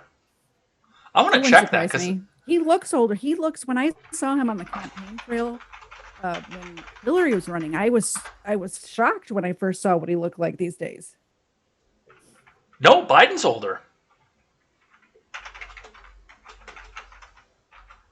But they both have dementia. Biden birthday is November 20th, 1942. Bill, August 19th, 1946. Huh. Interesting. So yeah, Biden's 4 years older than Bill Clinton. What did you say Bill Clinton's birthday was? August 19th, 1946. He's got the same birthday as me. Oh, that's weird. Yeah. Ugh. So, yeah, we've got a lot of stuff going on the Trump side, but Donald, we saw the documents thing. He's got another thing coming back up off of this, because it appears that now, so we haven't covered this. We did this a little bit on the Red Ned show when it was coming back out. As of right now, there's no criminal probe. There's a criminal probe, but they can't get any information out of Donald Trump because it's a criminal probe, and he's got the Fifth Amendment privileges afforded to any private citizen. But Letitia James also filed a civil suit against Donald Trump and the Trump Organization based on the overvaluing or undervaluing of properties supposedly to defraud the government of New York for their taxes, which, by the way, if they're not checking in on the value of properties, they have a bigger problem if they're just taking Trump's word for it. Because every other auditor goes and does his own research. I don't know why they don't do it in New York. any person who owns property, like commercial property, I should say, maybe not if you just have a house or whatever. When the tax assessor comes out, you file an appeal every year, every time. Like this is just this is standard operating procedure for property owners, like business property owners. I suppose you actually probably have some experience with this because of, property management. I do. Yep. So you probably know just a touch more about this than I do. Yeah, my company, for people who don't know me, the company I work for owns commercial retail centers. Okay. And every time the tax assessor comes out, every year, unless it's gone down, sometimes like if it's gone down, we don't want to mess with that. But if it goes up, we appeal it every time. And most of the time it goes back down. But they are currently on they're in the middle of a civil suit, and a judge, a Manhattan Supreme Court judge, Arthur Engeron, has denied motions to squash subpoenas in a decision Thursday afternoon. So Donald, Ivanka, and Don Jr. all have to go testify in New York court. I did see By that. subpoena. It's going to be interesting. It's a federal court, though, so we won't be able to see it, will we? No, this is state. Because it's the Oh. state. Because it's a civil suit. It's not a criminal suit, remember? Is it going to be televised? Are we going to be able to see it? It might be. Can be I don't know if recorded? it's going to be televised or not, but I hope it is. it is a state court. You know how much and- I like. You know how much I like those court cases. Yeah, actually, we'll be talking about that in just a minute once we finish off with this topic. But yeah, no, they're suing it. It's not a criminal probe.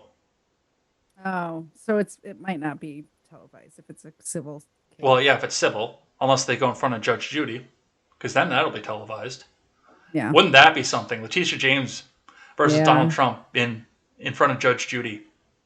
I think People's Court's a better place for this one with Judge Millian. I like that lady. But yes, they all are compelled now to go back and testify. And a bunch of our Twitter lawyers out there who believe they know the law better than anybody tell us that they can't plead the fifth in a civil court, which I don't believe that it's a possible. I don't think that's true. That is true. They can't? They can't. Why? That's why OJ had to testify. When OJ Simpson, killed those two people or whatever, and he got away with it. But then Ron Goldman's family sued him civilly, and that's why there's the tapes of him testifying. I'm sorry, my brain's there's videotape of OJ testifying, and that's why, because it was a civil case and not a criminal case. Okay. So I guess we'll have to see what happens with this and what comes out of this. But I look at something like this, and with them under oath and not being able to plead the fifth, I can't believe that Letitia James isn't going to go back out and ask a bunch of questions that don't belong in this court, that don't belong in this particular suit, just to A, get testimony and answers out of him, and B, I bet she's going to ask him a bunch of questions about his presidency. Because I'm positive that's what they're trying to get to. Technically, what happens in a lot of civil cases when you're being questioned by the opposite side, the answer to a lot of the questions are, I can't recall. I do not recall. I can't recall, like over and over and over again. So, Yeah. They could do that. Is that kind of like with Sidney Powell coming up here and saying, I'm going to come out and testify in front of the January 6th committee, all the stuff that I found with all the stuff that went out there. And, once she gets down on that tirade, everybody up there who asked her the question that was supposed to be yes or no are just going to say, no, you can't answer that. You can't talk about that. Reclaiming my time. Yeah, exactly. All right. Speaking of court cases, and we've got the last topic here that we've got to get to, and I wanted to make sure that we talked about this because, again, you're very, very into the court side of things. Yes. Quintez Brown, charged with attempted murder. Quintez Brown, a former... Let me see. I don't have the initial article on it. I just have the fact that it was released. So Quintez Brown was a... Let me see if I can get this properly straight without my notes here because I don't have the notes on this. He was a city council candidate, so he was going to be on the legislative body of Louisville. I don't know if he is currently running for that, but he walked in to a mayoral candidate's office and started shooting He went in, he had a bag, he had his, when he was stopped, when he was found, he had a bag that had his 9mm Smith & Wesson pistol, 2 magazines, and I believe a mask with it as well. Which, by the way, how pathetic is that? 2 magazines for a mass shooting? Come on, up your game, bro. Well, it's probably a small office, but I mean, still. He's been in, looks like he has met with some black nationalist groups before. Yeah. We've got something off the Daily Wire off of this. But, I mean, this in and of itself would have been a massive story, and we weren't able to get to this, I don't think, last week, but just this in and of itself was a massive story, but the story got even bigger at this point and probably hit the national radar a little bit more off of this because he is out. He's out on bail. Insane, right? Mm-hmm. Yeah, this guy was so anti-gun that he didn't even realize that 2 magazines is not sufficient for even just everyday carry, in my opinion. But also, he's out of jail already. If I wasn't doing this wedding shower this weekend, I would have went live. There was 3 cases. This one, the Cash, I forget the kid's last name. There was a child that was kidnapped and murdered, but the guy who did it was found legally incompetent to stand trial. I remember hearing about that. Yeah. There's an Atlanta case where there's a pedophile who got sentenced to 1,000 years in jail and got released on parole after 4 years. Maybe next weekend we might have that to look forward to. But I was like fuming all weekend over these 3 cases. This guy should not be out of jail. It's reminiscent of that school shooter who shot up that school not too long ago. I believe it was in Texas, and he was out the next day. Yeah. And I mean, I don't want to say it, but I think it has something to do with the tone of their skin. The reason that they're out so fast. I can't see this going this way if it were the other way around. It's just, there's no way. Well, I look at this and I look at the numbers off of this, and this guy is out on what was a pretty significant amount of bail. Like, they didn't give him $5,000 like they gave to Darrell Brooks or whatever it was. That he even had bail. Well, under normal circumstances, this $100,000 bail on a writer is not going to, like, he's going to be in it forever until his trial is over under normal circumstances. Yeah, not when he's a BLM activist and they just bailed him out. Raised the money and bailed him out just like that, like it was nothing. The Lowellville Community Bail Fund has posted the $100,000 bail. The woman that was in charge of this, Christine Helm, says we're under the understanding that the jail does not have resources, talking about mental health resources. What the bail fund does is move ourselves as community members and professionals and make sure these people get the resources that they deserve. So the reasoning that they're saying that they got him out is because they believe him to have mental deficiencies and for him to get the mental help that he needs. Is the reason. Well, it was Chanel too, not Doc Christine. I'm sorry. Tell me one person who tries to assassinate a political candidate that does not have mental disabilities. There's not one. So that's bullshit. John Hinckley comes to mind. I mean, he's out now too. Yeah. Writing songs about Jodie Foster when she was still 12. Have you watched those YouTube videos of him? They're so cringe. It's great. Not individually, just on Steven's channel. And yes, they are. Oh, cringe. I think I sent those to Steven. But yes, this guy's. I don't have a problem with the fact that somebody like this would get bail, so much as the fact that there are community organizations like this that are doing this, because honestly, this kind of fucks the little guy. That's true. So the example that I put on Contemporary this morning is some white kid is in a GameStop somewhere and decides that he can fit a Nintendo Switch up under his jacket and take care of it later. Mm-hmm. And he gets caught. Under normal circumstances, it's probably $300 bail that he gets out on for shoplifting. Yeah.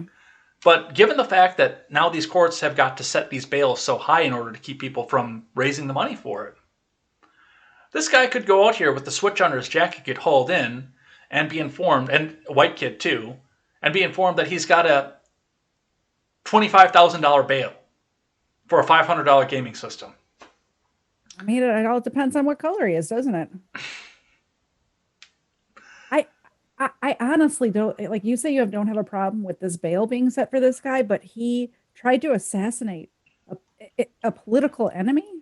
Yeah. Like that is not just a random drive-by shooting of gang members or whatever. This is terrorism. You're shooting people for political reasons. That's terrorism. This guy should not be out on bail at all.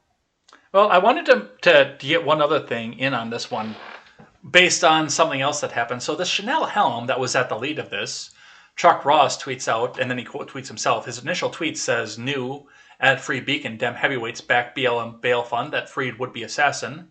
Act Blue, because of course it's Act Blue, accepts tax-deductible donations for the Louisville Community Bail Fund, which paid Quintez Brown's $100,000 bail." Which I'm a little surprised they haven't done the same thing for Brooks. Because remember, he's still sitting in on $500,000. Yeah. But Ross quote tweets his own tweet and says, "The activist who paid the bail, Chanel Helm, was the woman who called for Mitch McConnell to be stabbed in the heart during a protest outside of his home on August 2019. Helm was on the payroll of the Kentucky Democratic Party at the time." Interesting. I didn't know that about her. It's a her, right? Yeah. I didn't know that either until I found this tweet. Yeah. Yeah, that's very interesting. So she understands where he's coming from. Of course she's going to get him into jail. Yeah. But the most interesting part of this was the news that came out almost immediately from this. And I want to read from the Courier-Journal. I'm not going to read too far into this because it's after 7:30 already. But I want to read a little bit of this here just to kind of tell you what's going on with this here. So this is from the Courier-Journal, archived, of course. This was published at 6:15 a.m. Eastern Time, July 2nd of 2019 by Quintez Brown, Courier-Journal. This is an op-ed piece. "Kentucky's concealed carry law shows your life doesn't matter to gun-loving Republicans" is the headline. He goes on, "Your life has no meaning to the irresponsible politicians in Frankfurt who time and again chose the National Rifle Association over your life. Their support for Senate Bill 150, which allows Kentuckians to carry concealed weapons without a permit, is yet another warning.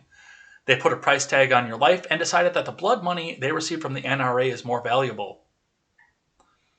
Every time lawmakers vote against gun safety, and thus the lives of our most vulnerable, they show that their hearts can be as cold as the steel of the guns that they praise. When the data showed that 91% of Kentuckians and 90% of gun owners in the state favored the old permitting system for carrying concealed weapons, it didn't matter. When students marched for their lives, when moms demanded action, when a black representative acted out a shooting in the Kentucky House floor, it didn't matter. But apparently it mattered when you carried a firearm into a mayoral candidate's office and opened fire on him." I 100% support this guy's right to own and carry a gun legally in Kentucky until he committed a crime. Then no, you can't own a gun. You're done. So do you think that this was just to get a point across about concealed gun ownership, or do you think he's just went crazy, or something in between? I don't know, because I don't know the details of the motive off of this. I don't know. All I know is the fact that all I know is that 3 years ago he wrote this article. Yeah. Telling us how evil it is that the politicians favored the NRA, and then he went out 3 years later and committed a gun crime. Oh, the hypocrisy. Politically and racially motivated, arguably. Well, definitely politically motivated. I don't know about racially. I don't know anything about the politician or what he stood for. I don't even know if it was a Democrat or Republican or whatever. I honestly don't know anything about the politician he was going after. But I do know that the Democrats are consistent about one thing. They're consistent about being hypocrites. And I hate, though, my hypocrisy. But it's so true. I did both things that I hate on this show. The what if the roles were reversed? And the hypocrisy. But how can you not? How can you see this case lined up and the other cases that I mentioned lined up and not see that? It's just plain as day to me. Yeah. I don't know, but I'm sure, like I say, you're probably going to do a deeper dive on this later on in the week, you said?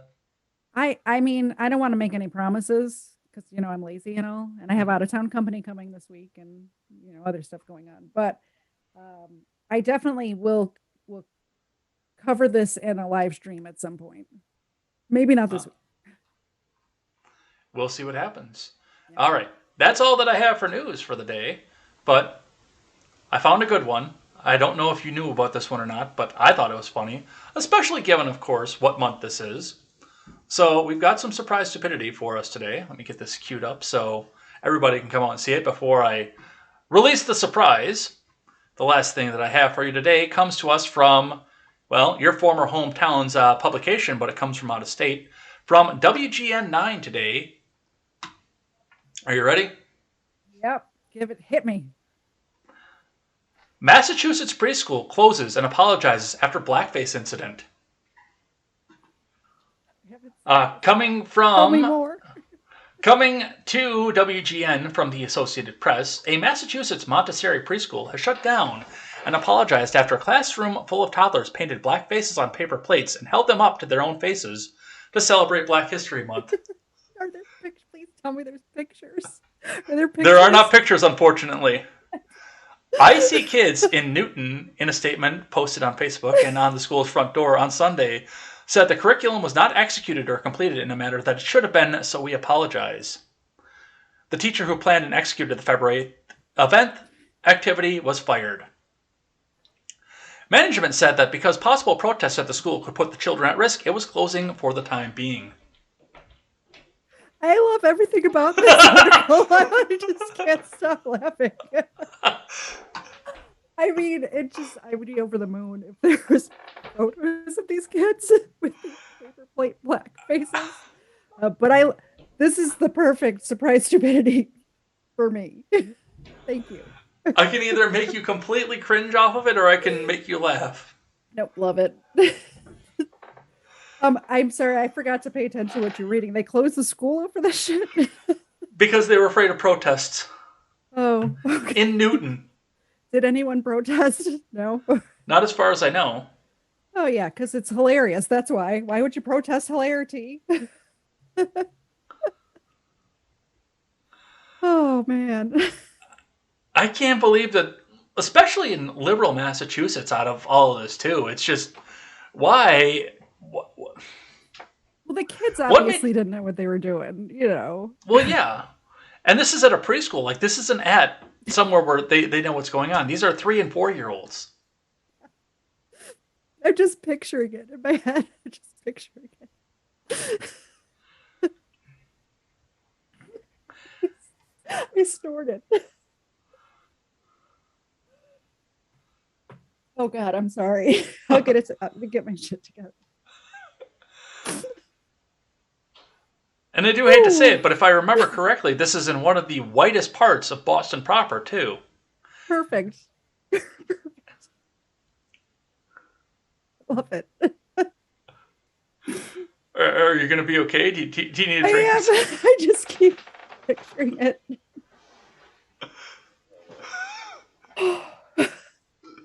Breathe. Okay. I'm okay. Drink water.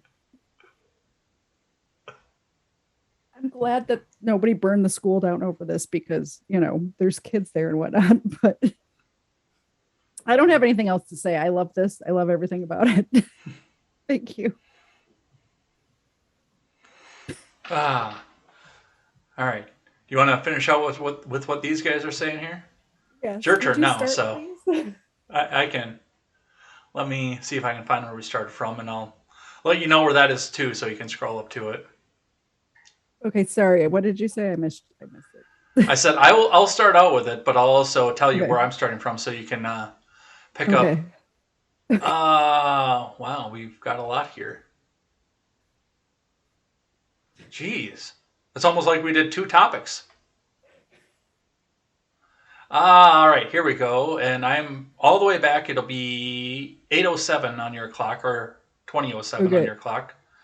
So I've got Sully Blue says, pop it in for a bit post Taco Bell, which Taco Bell is awesome. I love Taco Bell. Right at the end. Well, you got a good half an hour out of us, at least. Didn't talk for the home stretch, says Life and Max. Welcome in, Sully Blue, as well. All right. Sully says, okay, it didn't take long, but I like her better than the last co-host. No hate to Red. Oh, thank you, Sully Blue. I like both of you, so. But if they actually do invade, I owe Elaine $5. Because we made a bet as to whether or not there'd be a war before or after the midterms, and I said after. I don't think anything's going to happen, Ed. I think you're good. Ron Helton says, not a Trump fan either, but these leftards must be stopped. Ron says, Tulsi has 2 redeeming qualities. She's anti-war and she is a hot babe. Let's see. Spartan says, if nobody voted, it would be better off. Sally says, had a convo with some guys in line earlier. I'm like 70% behind Trump. But he isn't the savior that some people thought he was either. Yeah, the hero worship I didn't like. By the way, I'm going to pull this article back up off the screen here. We got to fire a producer. He doesn't change the scenes fast enough. It's because his co-host is too busy having a fit and can't read this chat. Ron says, besides those 2 good qualities, she is a commie.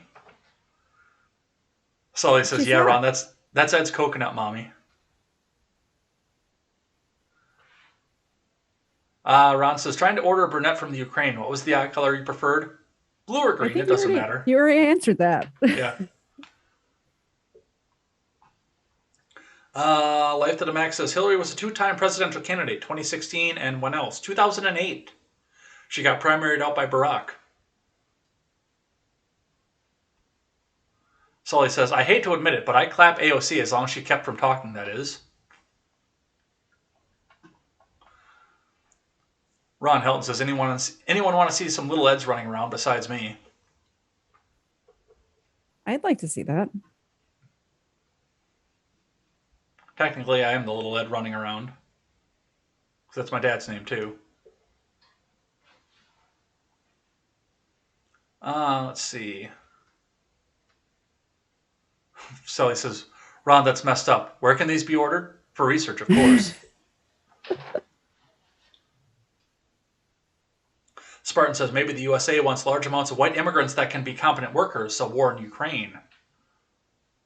There was another, I guess I didn't get it up on the stack, but there was, I guess a Republican representative has introduced a resolution that's going to get shot down almost immediately to allow asylum claims from Canadian truckers. Really? Yeah. Why would that be shot down immediately? Well, first of all, we don't need any more immigrants from anywhere. Ukraine, Canada, it doesn't matter. But if they're being persecuted in their homeland, like that seems like the type of people that we should let in. Yeah, but they're white and they're against the government. So the Democrats who have control of all 3 levels. I mean, I would love them if they didn't smell like maple syrup.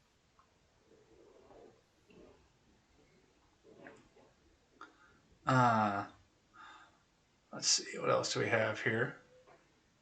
Spartan says, I think paying for a female just makes her lose all respect for you. Kind of based. Unless you're super rich.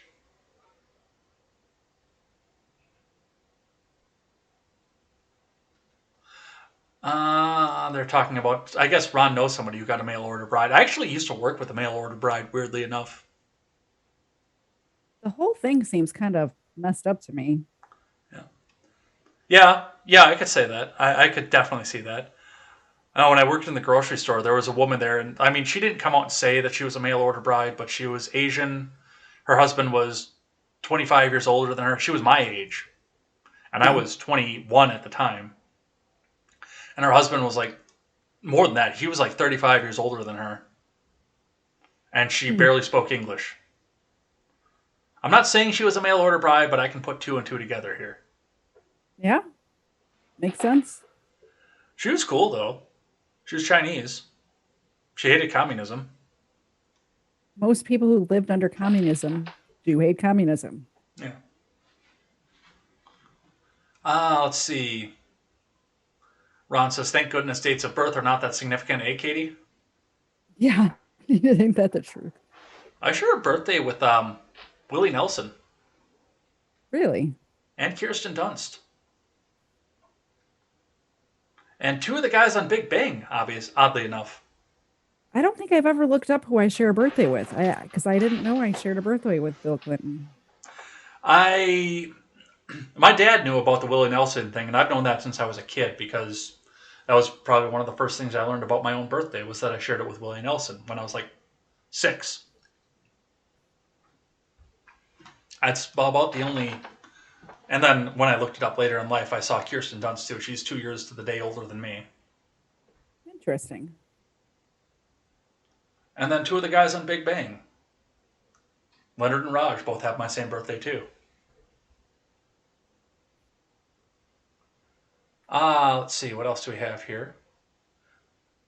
Spartan says, 2 Playboy magazines. What a degenerate. I'm not sure what he's referring to, but...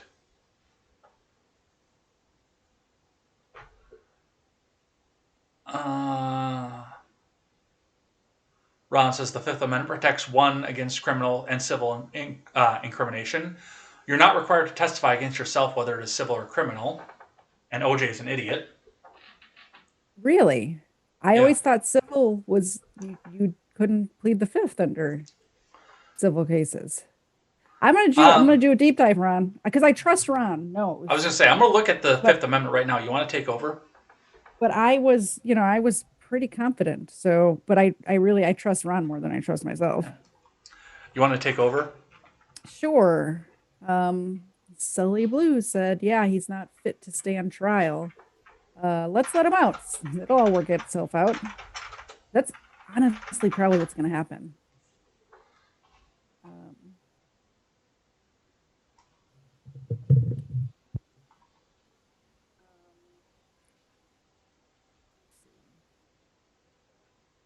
Mr. Zed was talking about the pedophile that I was talking about, the most prolific pedo given a 1,000-year sentence, released after 7 years, not 4. I was mistaken.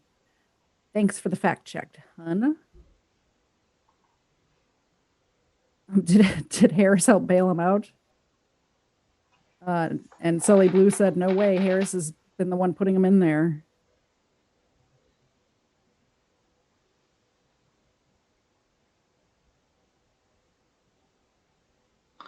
Okay, I've got the text here. It doesn't say anything about civil, but it talks about property, so that actually might fall into it. It would depend on interpretation.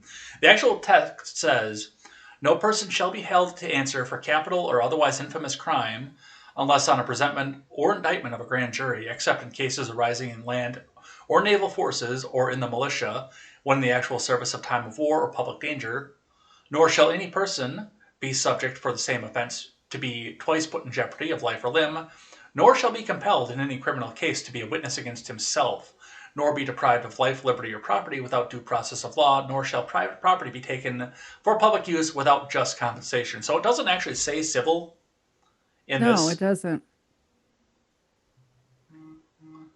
So I don't know. I'm gonna have to do some Googling, I think. Yeah. Because I always thought that, because there's so many civil cases that I've watched people sell themselves down a river, and I just thought it's because they had to. Yeah. You know? Ron says, blood money for the NRA. LOL, what a damn joke.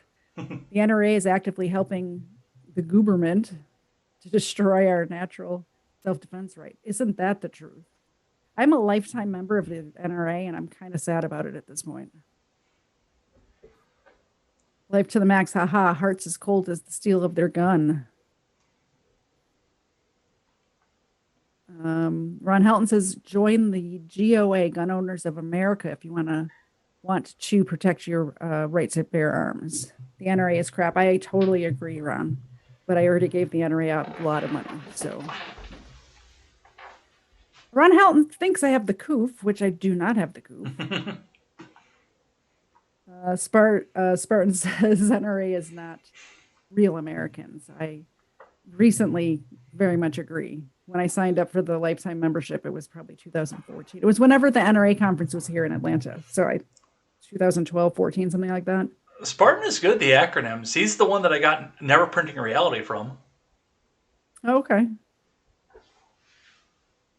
Ron Helton says that he wouldn't say that I'm lazy, but he doesn't know me as well as like, oh, say you or Mr. Zed knows me. So let's see.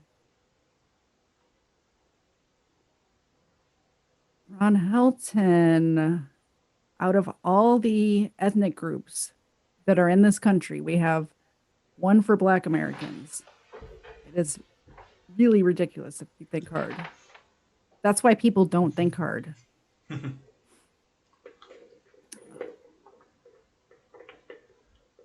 My happiness is making life to the max very happy.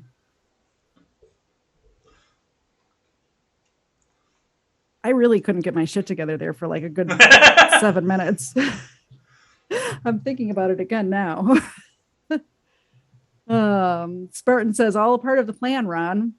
It makes blacks look superior, so white girls will go for them.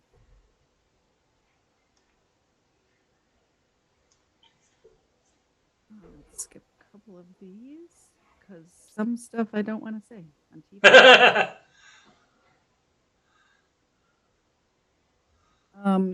Life to the max, using the black emojis, makes me happy. And she's doing it a lot. Grant says Canada has fallen, liberty dies, to the sound of thunderous applause. Sully Blue says, hey, the producer here is better. He hasn't cut the mic out. Or hasn't cut the mic.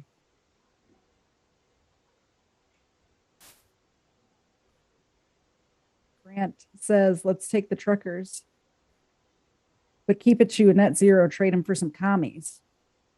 Not a bad idea. And we're back to talking about mail order brides. Life to the Max says she knows several people with my birthday. That's interesting. Ron Helton says nobody famous shares his birthday, unless you count soccer players, but they don't count as famous. So no, nobody shares your birthday. McConnell's here.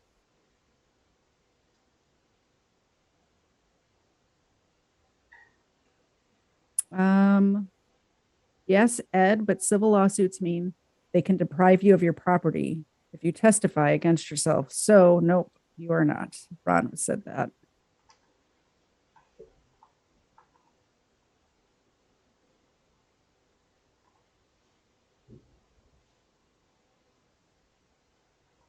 Grant, you know what? I have reading glasses, but I don't want to wear them on air. So just leave me alone. At this time of night, my contact lenses get dry. It's very hard to see. And it looks like McConnell is, let me make sure. I have to pre-screen whatever McConnell's saying because I know him.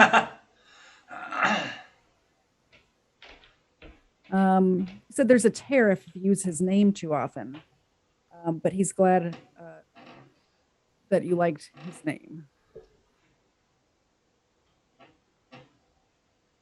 And Sully Blue says you should have said muted the mic and forgot to turn it back on, which does happen a lot to you. Yes. Goats and Scarves will get the last word, asking me if I need a reading monocle.